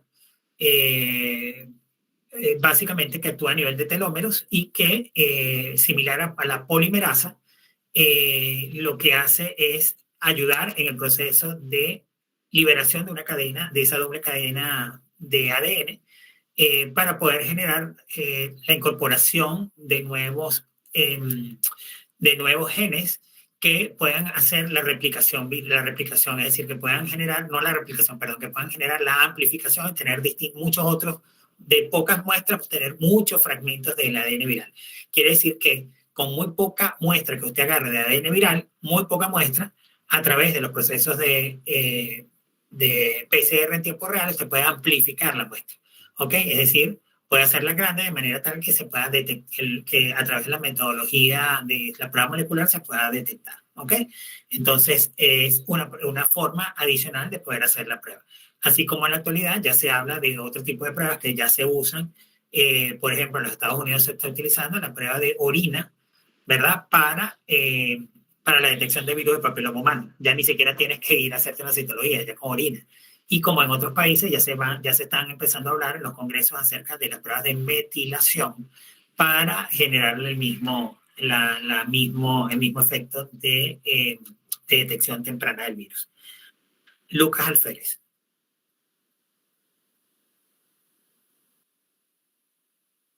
Lucas había levantado la mano. De nada, Karen. Sí, doctor. Quería preguntarle, no sé si lo mencionó o no escuché bien, pero ¿cuál es el estandarizado del genotipo, digamos, a nivel de las clínicas particulares o las que están implementando el diagnóstico? ¿Cuál es el genotipo del virus de papiloma humano que detecta? Ok, vamos a ver si te entendí la pregunta. Yo voy a reformularte la pregunta a ver si es lo que tú me quieres preguntar. A ver, creo que lo que te entiendo que quieres preguntarme es que las pruebas actuales que utilizamos a nivel privado, ¿qué genotipos estudian? ¿Fue esa Sí, la doctor. pregunta? Sí, doctor. ¿O quieres saber cuáles son los genotipos que estamos detectando más comúnmente a nivel privado? ¿Cuál de las dos preguntas? ¿Cuál es el genotipo, los genotipos más detectados a nivel privado? Ok, lamentablemente la respuesta es no sé. Por lo menos en este país no lo sabemos. ¿Por qué? Porque hay un subregistro grande. Sobre todo a nivel privado hay subregistro. No es lo mismo los resultados que tú puedas obtener a nivel público, en donde hay sistemas nacionales, donde todos tenemos que incorporar los resultados, y es mucho más sencillo para el MINSA y el Salud poder llegar a compilar toda esa información y poder decir, miren, los genotipos más comunes son estos, el banco viral al que estamos expuestos es este. Y en parte de eso se ha tratado el estudio que yo realicé y que todavía sigo realizando como jefe de la línea de investigación en cáncer de la Universidad Andina, ¿verdad? Es un estudio que venimos haciendo desde hace 4 años y que nos ha venido dando pie para poder conocer un poco más de cuáles son los genotipos más comunes de nuestra población, o por lo menos con una muestra representativa de la población general del Alto Andino. ¿Ok? Los resultados están por salir. Tenemos algunas cosas bastante interesantes dentro de las publicaciones. Estén pendientes porque hay algunas cuantas cosas que están por salir que, por supuesto, no puedo revelar todavía porque no están publicadas. Pero sí, tenemos un alto, solamente para adelantarles, tenemos como un hallazgo casual, mucha enfermedad de transmisión sexual entre la población universitaria de Cusco. Así que ustedes están dentro de ese grupo, ¿no? Con lo cual les hago un llamado a la prevención. Utilicen todos los métodos que puedan para prevenir enfermedades de transmisión sexual. Eso es una de las conclusiones del estudio, dicho sea de paso, pero tengo que mencionárselas porque es parte de mi responsabilidad social como investigador para ustedes. Y recuerden la asociación que hay entre ITS e infección por virus del papiloma humano. Mientras más ITS haya, más posibilidades de que esa mucosa esté tenga lesión, más fácil que el virus del papiloma ingrese. Mientras más relaciones sexuales tengas, mientras más intercambio de parejas sexuales tienes más posibilidades de infectarte con un virus de alto riesgo. Tenemos un alto porcentaje nosotros hicimos estudios, fue solamente con mujeres, pero les aseguro que si hubiéramos hecho el estudio también con varones, es altísima la prevalencia de la enfermedad. Y a nivel privado, pues lamentablemente no hay, porque hay mucho subregistro. El gran problema es el subregistro, por lo menos en nuestros países suramericanos. ¿Ok? En otros tipos de países, por supuesto, 16 y 18 siguen siendo los de alto riesgo, dependiendo del país. ¿Okay? Y el 6 y el 11 para verrugas genitales. Gracias por traer esa pregunta a colación, Iván. Muchas gracias, doctor. Y que digo, Lucas fue el que habló, ¿no? Ahora Iván tiene la palabra. Acepto una pregunta más y sigo con otra parte de la clase. Bueno, aló, doctor, buenas noches. Mi pregunta va respecto a lo que usted habló de los sistemas de estadificación.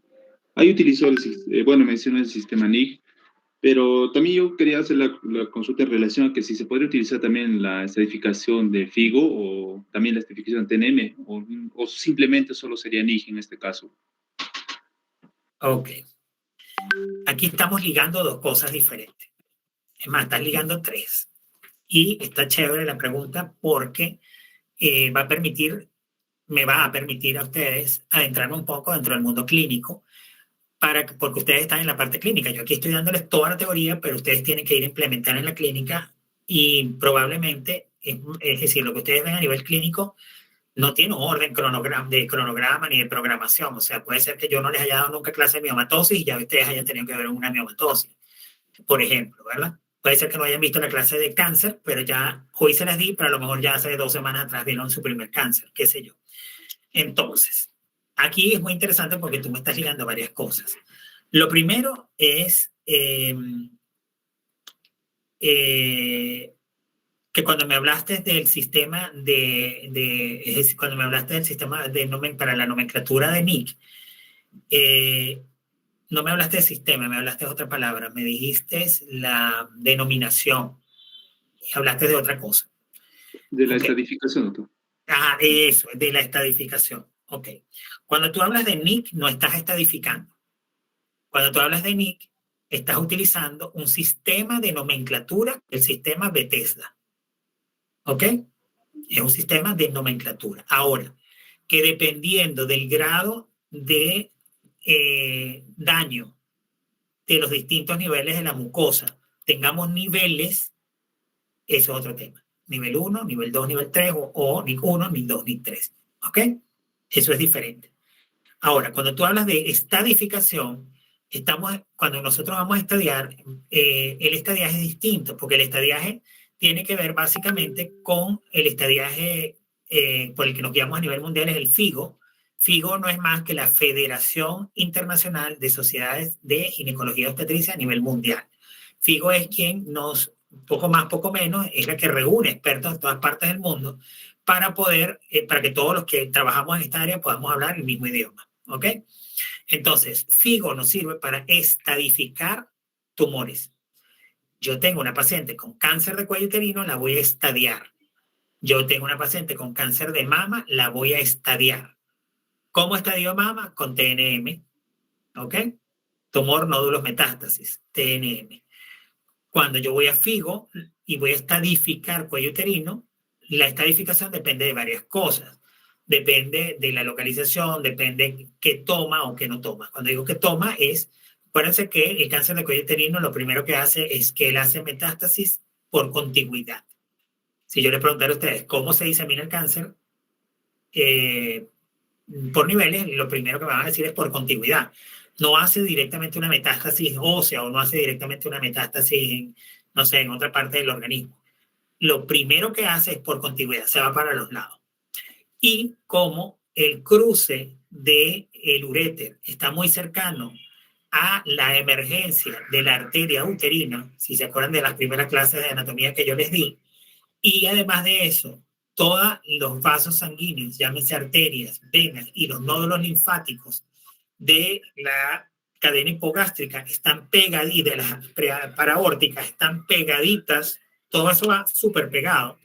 Por supuesto, al haber una expansión del cáncer, una de las primeras cosas que hace es bloquear los uréteres.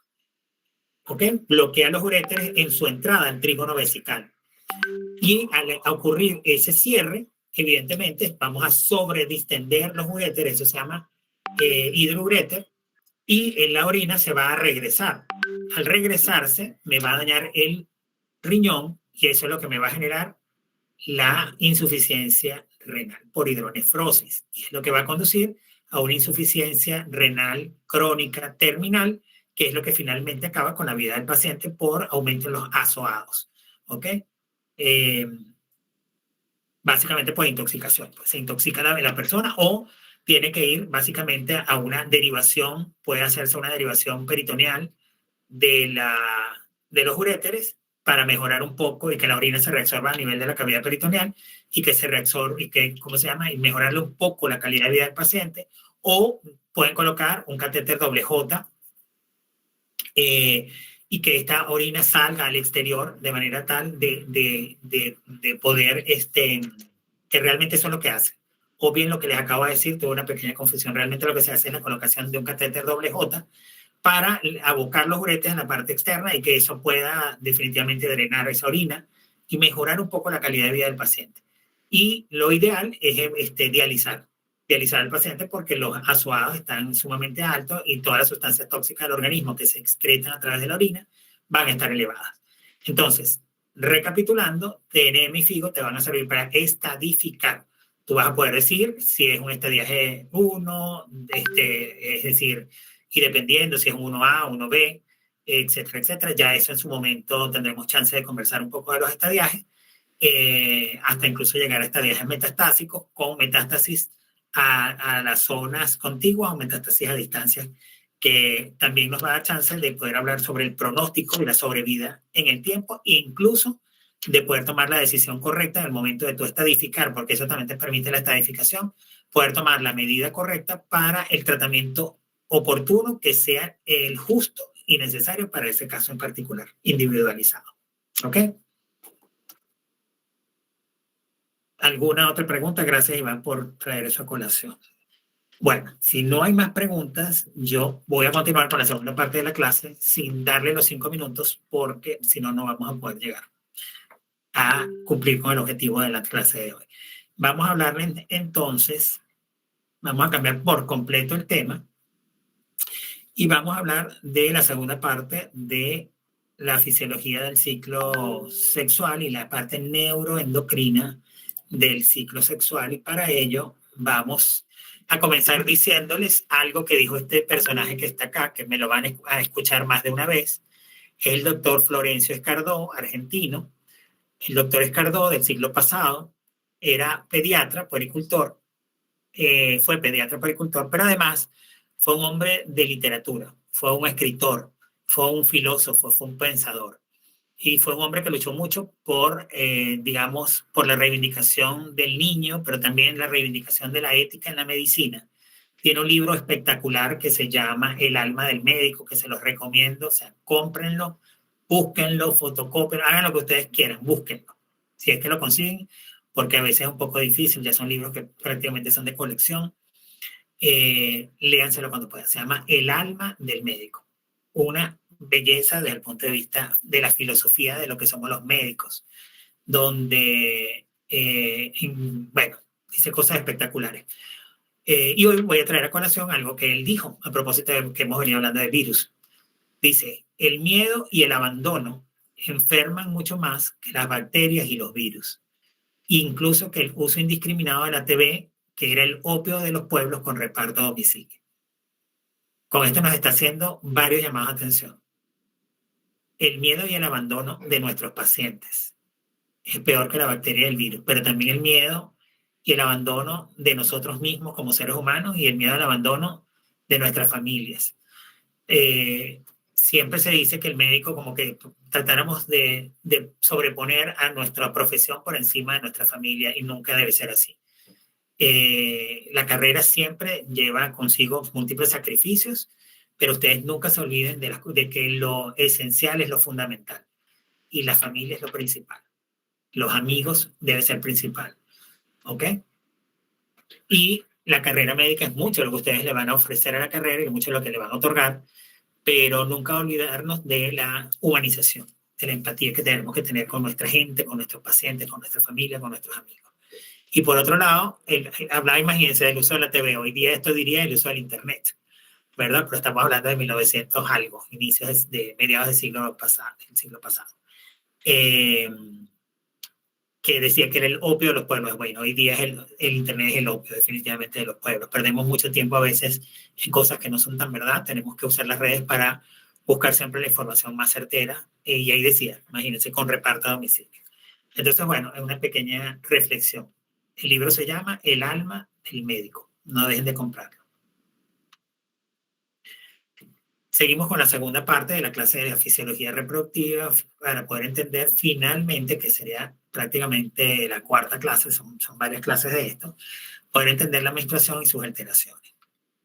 Vamos a hablar del metabolismo de los estrógenos.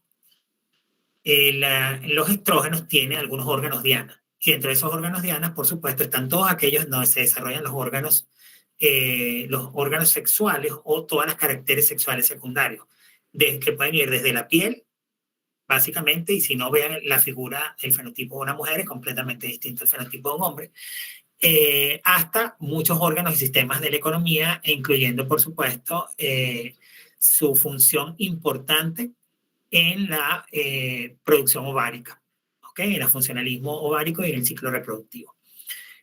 Básicamente, los estrógenos que más se producen a nivel de la función de la producción ovárica son el estradiol y la estrona. ¿Y por qué les pongo el estradiol así en grande? Porque es el principal, digamos, producto de la producción ovárica, más que la estrona y, por supuesto, mucho más que el estriol, que no es básicamente, que es un metabolito que es periférico del estradiol y de la estrona y que tiene una menor actividad biológica. Por eso es que, por ejemplo, en pacientes hipoestrogenizadas que han sido castradas, por ejemplo, por cáncer de mama, se me ocurre, ¿verdad? Porque recuérdense ustedes que hay una alta relación en un síndrome que se llama cáncer de mama ovario, donde normalmente una paciente con cáncer de ovario puede perfectamente desarrollar cáncer de mama o una de mama perfectamente cáncer de ovario. Y esto tiene que ver mucho con su condición genética y la presencialidad de pruebas genéticas que son la BRCA1, BRCA2 y el CA19-9. En estos tipos de pacientes que quedan completamente sin estrógeno, evidentemente son pacientes que se arrugan fácilmente, que su capacidad cognitiva falla, que la memoria empieza a fallar, que tienen cambios de humor fáciles, que además de eso tienen la habilidad del humor con facilidad y que empiezan a tener problemas, se enferman más fácilmente, su sistema inmune disminuye, comienzan a tener problemas cardiovasculares, presentan procesos de osteopenia, osteoporosis, etc.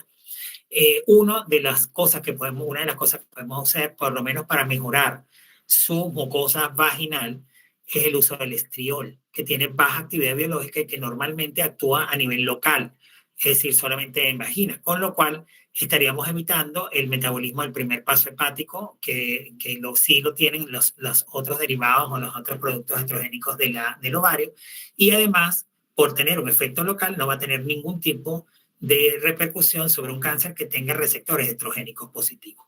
¿Ok? Entonces, fíjense ustedes cómo a partir del colesterol con su fórmula química, el ciclopentano perhidrofenantreno que hablábamos en la clase anterior, podemos llegar a través de la vía de la pregnenolona finalmente a obtener estradiol, pero también podemos llegar a través de la teoría de las dos líneas germinales, a través de las dos células, ¿verdad? Dos capas celulares de la teoría donde les explicaba la función de las células de la teca y las células de la granulosa. También podemos llegar a obtener a través de los procesos de aromatización y los distintos procesos a través de las hidrolasas, las isomerasas, etcétera, podemos obtener estrona. ¿Ok? Pero reconociendo siempre que la de mayor poder y actividad biológica es el estradiol. El almacenamiento básicamente de los estrógenos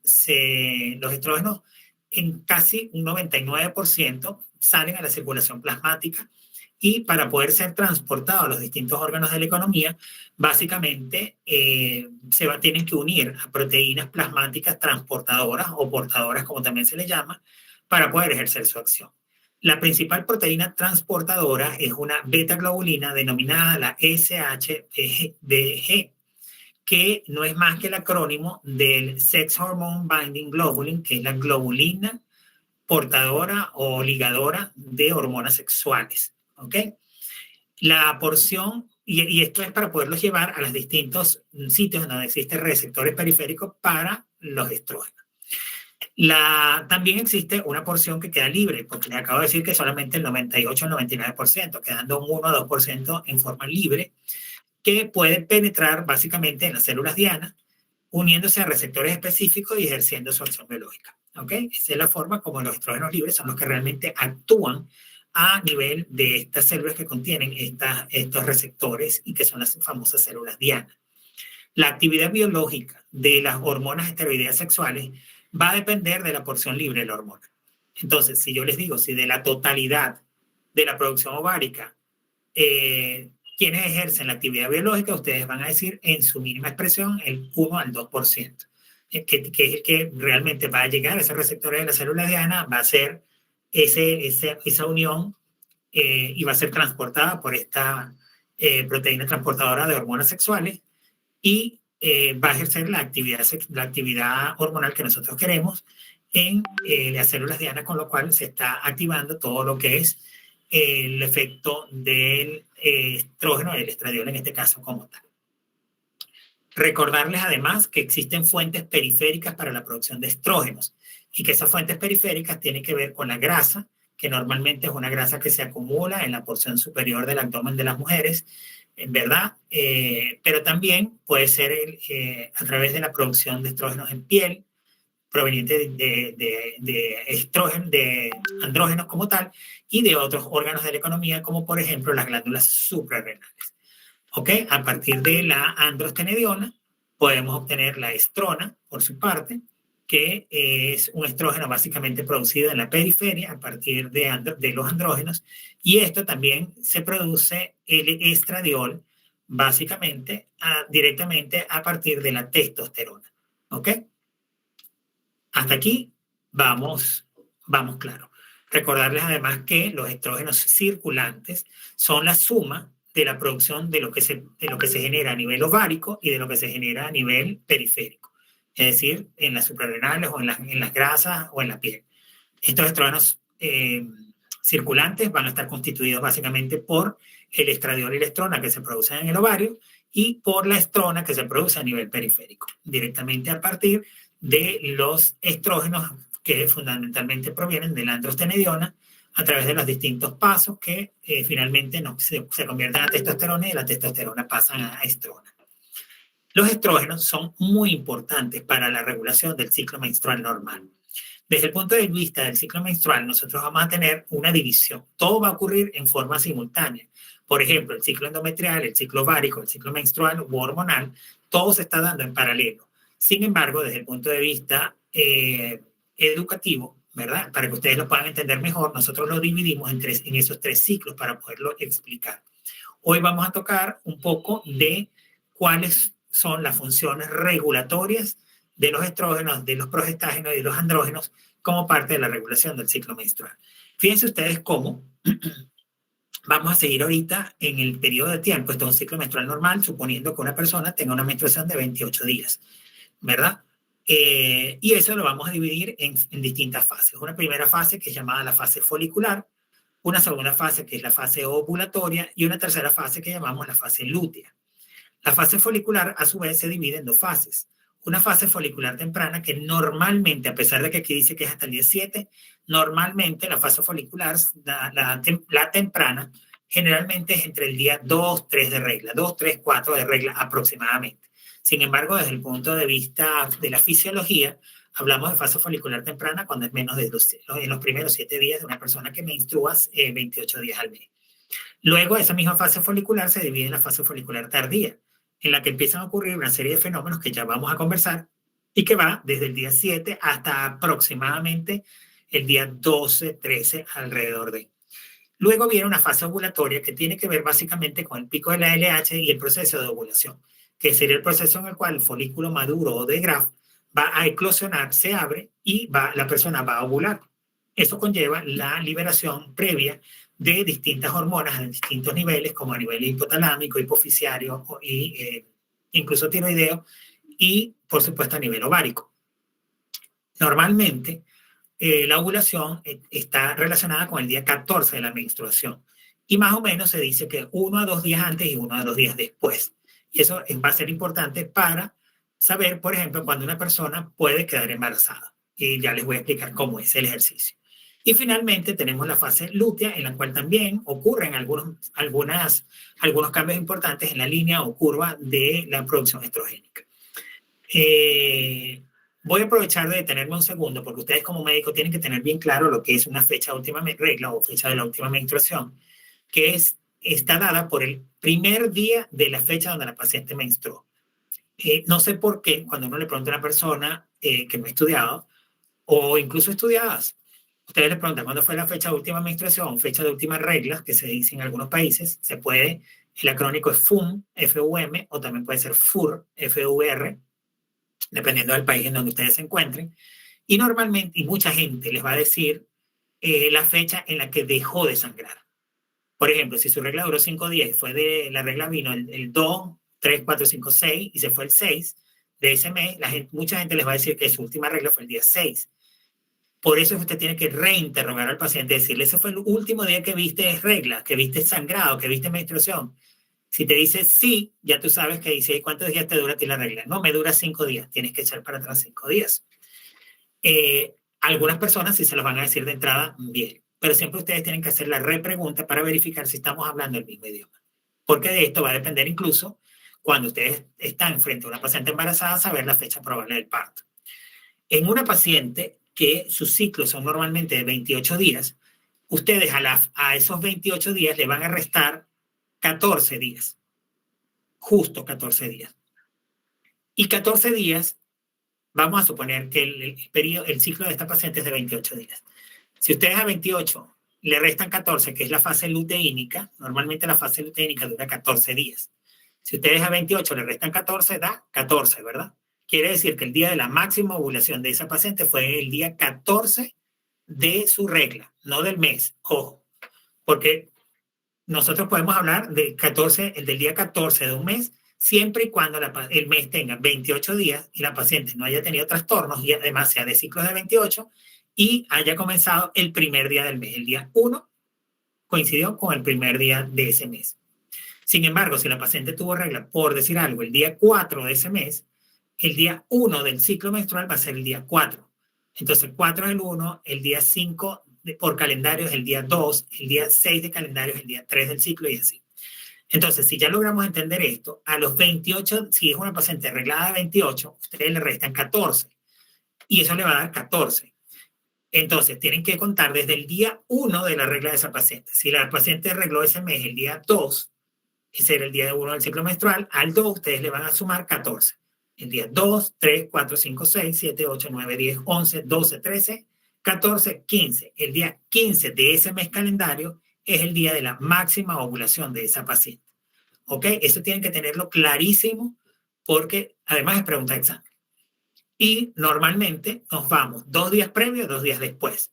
¿Ok? Quiere decir que la máxima ovulación es el día 14 de ese mes, que coincidió con esa paciente el día 5 de ese mes, y 2 días previos, sería desde el día 13 hasta el día 17, fecha máxima de ovulación. Y eso tiene que ver también con el tiempo de vida media del espermatozoide en vagina. Ojo con eso. Por eso muchas veces no coincide el día exacto de la relación, sobre todo si el óvulo es un óvulo, sobre todo si el esperma es un esperma femenino que tiene mayor capacidad de permanecer vivo y activo durante más horas, más tiempo que el masculino. ¿Ok? Y que no necesariamente coincida la fecha exacta donde tuvieron relaciones, porque a lo mejor los óvulos, los espermatozoides quedaron allí y llegaron a ovular en el día que tenían que ovular. Pero, ¿qué pasa si la persona le viene la regla cada 30 días? Mucha gente va a tener reglas de 30 días. Entonces, vamos a ver quién quiere hacer el ejercicio. Alguien que se proponga. ¿Alguien? Si no lo nombro. ¿Quién quiere pasar a hacer la intervención del día? Vamos a ver. No importa que se equivoque.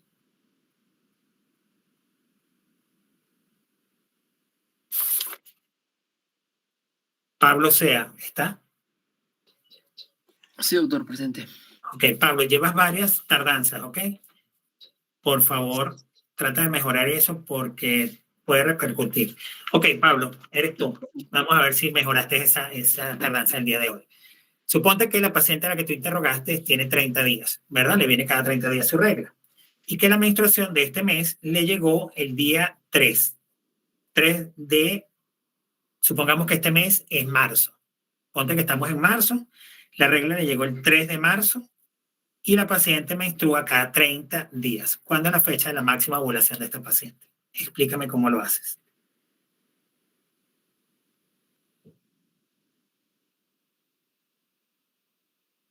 Doctor, de acuerdo al proceso de 30 días, en ese cuadro está de 28, habría que sumarle No te guíes por el cuadro. días. No te guíes por el cuadro. Guíate por la explicación que ya te acabo de dar. ¿Qué es lo primero que vas a hacer?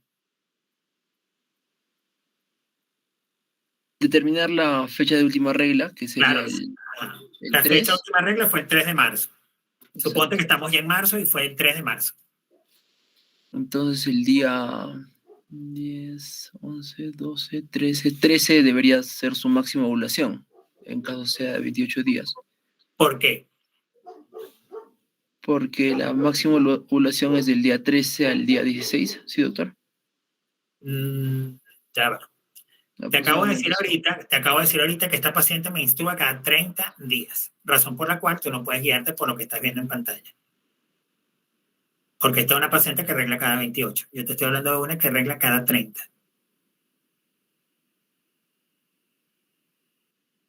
¿Quién lo quiere ayudar? ¿Quién habla? Sería el 18, doctor. Pero ¿quién está hablando en este momento? María José, doctor. Núñez del Prado. María José Núñez del Prado. María José, explícanos, por favor, cómo lograste la fecha.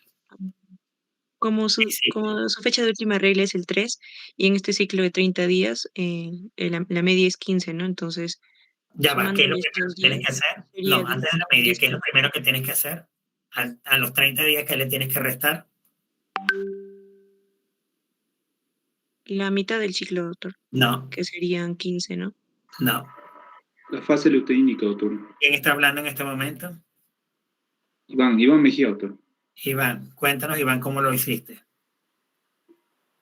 La paciente Bueno, terminó la regla el 3 de marzo y ella quiere saber cuándo va a ovular. Y le toca, y tiene ciclos, es muy cíclica de 30 días. ¿Qué hiciste? bueno, esos 30 días se le resto que es, la fase luteínica, que sería 15. No, serían, la fase luteínica dura 14 días. 14 días, doctor. Le restaste 14 y te da ¿cuánto? 30 menos 14. 16, doctor. 16 ¿Cuándo es días. la fecha de la máxima ovulación entonces? ¿Sería el día qué? ¿Perdón? Usted dijo 2 días antes. 16, doctor. El El día 16 de ese ciclo, ¿verdad? El día 16 de ese ciclo, ¿verdad? de marzo. Pero como la señora Sí. te dijo que la regla le vino el 3, el día 16 de ella será el qué día, qué fecha? 18, doctor. 16 más 3. 19. 19. 19 Vamos a sería. ver si es verdad. El día 3 sería el día 1. 3, 4, 5, 6, 7, 8, 9, 10, 11, 12, 13, 14, 15, 16, 17, el día 18. ¿Quién dijo 18? Iván, fuiste uno. ¿Y quién más? Yo, ¿Otra doctor. persona? ¿Quién? Beltrán, doctor. Sí, doctor. Ya. Ok, entonces sería el 18 de ese mes es la máxima ovulación, pero les acabo de decir que normalmente hay espermatozoides que duran más vivos dentro del saco vaginal. Entonces, ¿qué recomendación, Iván, le darías? Que se cuide entre qué días y qué días. Sería, doctor, 2 días antes y 2 días después. Correcto, que sería de los días. Si la máxima ovulación de ese mes va a ser el 18 de marzo, ¿desde qué día a qué día? Del día Del 16. 16 al Del 22. 16 al 20. Al 20. Perfecto. Ok, entonces se cumplió otro objetivo, ya entendieron esa parte. Los que no entendieron, por favor, vamos a tratar de con los compañeros para que lo vuelvan a recordar. Rápidamente. Esto se hace solamente con pacientes cíclicos, pacientes que tienen 28 o 30 días cíclicos, es irregular. Si es atípica su regla, no es válido. Siempre y cuando sea cíclica, ustedes le van a restar 14 días, que es la fase luteínica, que siempre dura lo mismo, 14. Le restan 14, eso les va a dar la fecha de máxima ovulación. Y Por supuesto, después se van al calendario y buscan el número de días que les coincida para decirles en qué fecha va a ser. A eso le restan 2 y le suman 2 y ese es el periodo de protección, periodo. Pero si se los pregunto como fecha de ovulación, tienen que decirme una sola fecha, el día. En este caso sería el día 18 de marzo, puesto que la máxima ovulación va a ser el día 16 del ciclo menstrual. ¿Quién está pidiendo la palabra?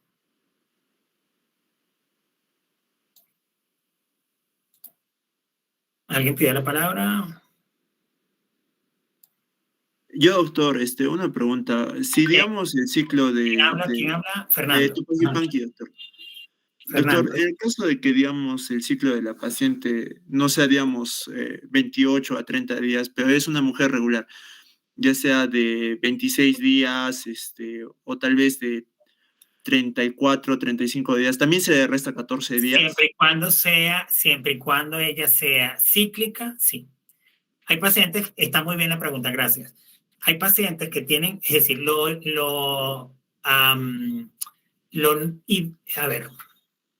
la normalidad, o mejor dicho, lo más frecuente es que la gente tenga menstruaciones entre 26, 30 días, 28, 30, casi todas las mujeres son 28, 30.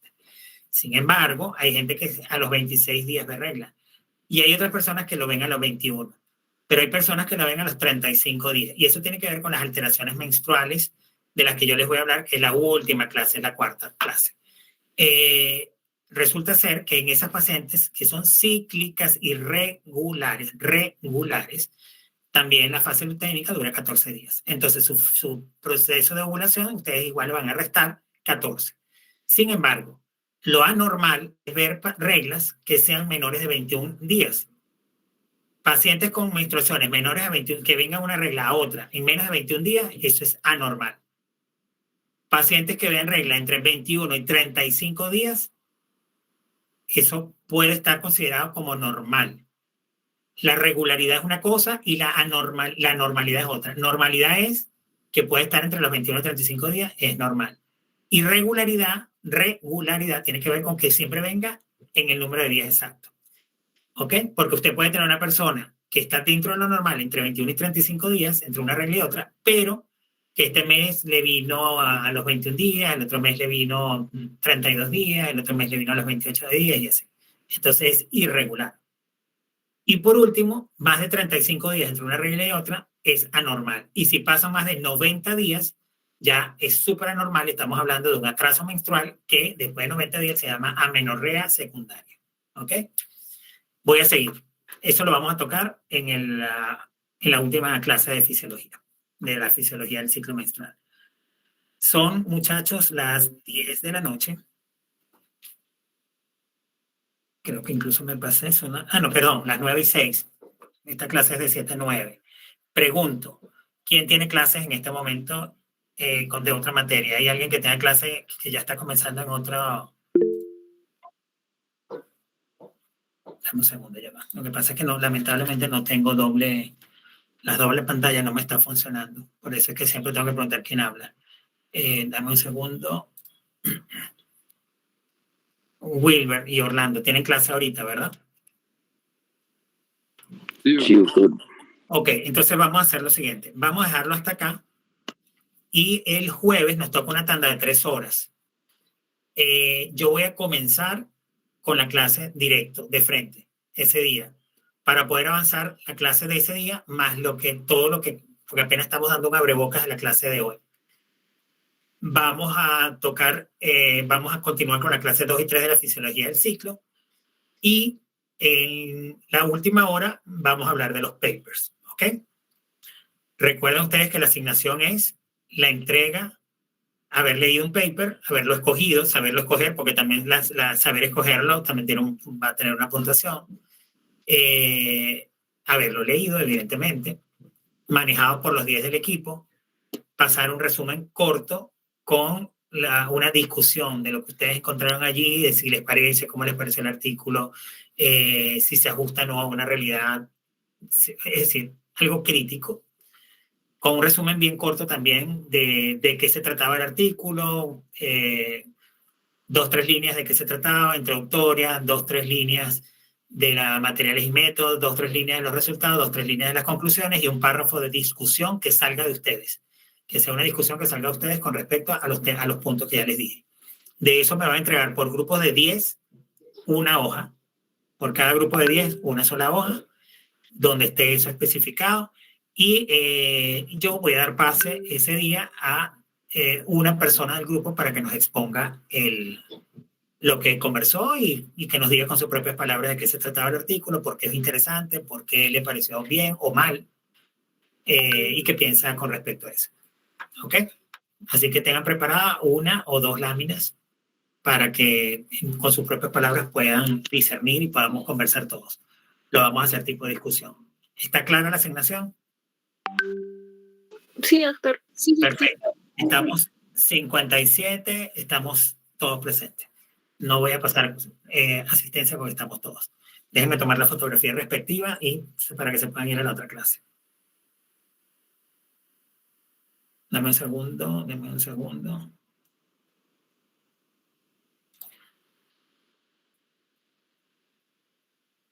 Nos vemos el día miércoles, jóvenes. De las personas que no tengan clase en este momento, los que tienen clase pueden retirarse. Muchas gracias por haber asistido. De los que quedan, si hay alguna pregunta hasta lo visto en este momento, si no hay ninguna pregunta, voy a dar un segundo a ver si hay alguna pregunta. O alguna pregunta con respecto a la asignación, alguna pregunta de lo que hablamos en este momento de los estrógenos. Si no hay preguntas, nos podemos despedir entonces hasta el día miércoles 7 de la... Fernando. Doctor, en el caso de los artículos, ¿siempre tienen que ser artículos de investigación o pueden ser reporte de casos también? Preferiblemente artículos de investigación.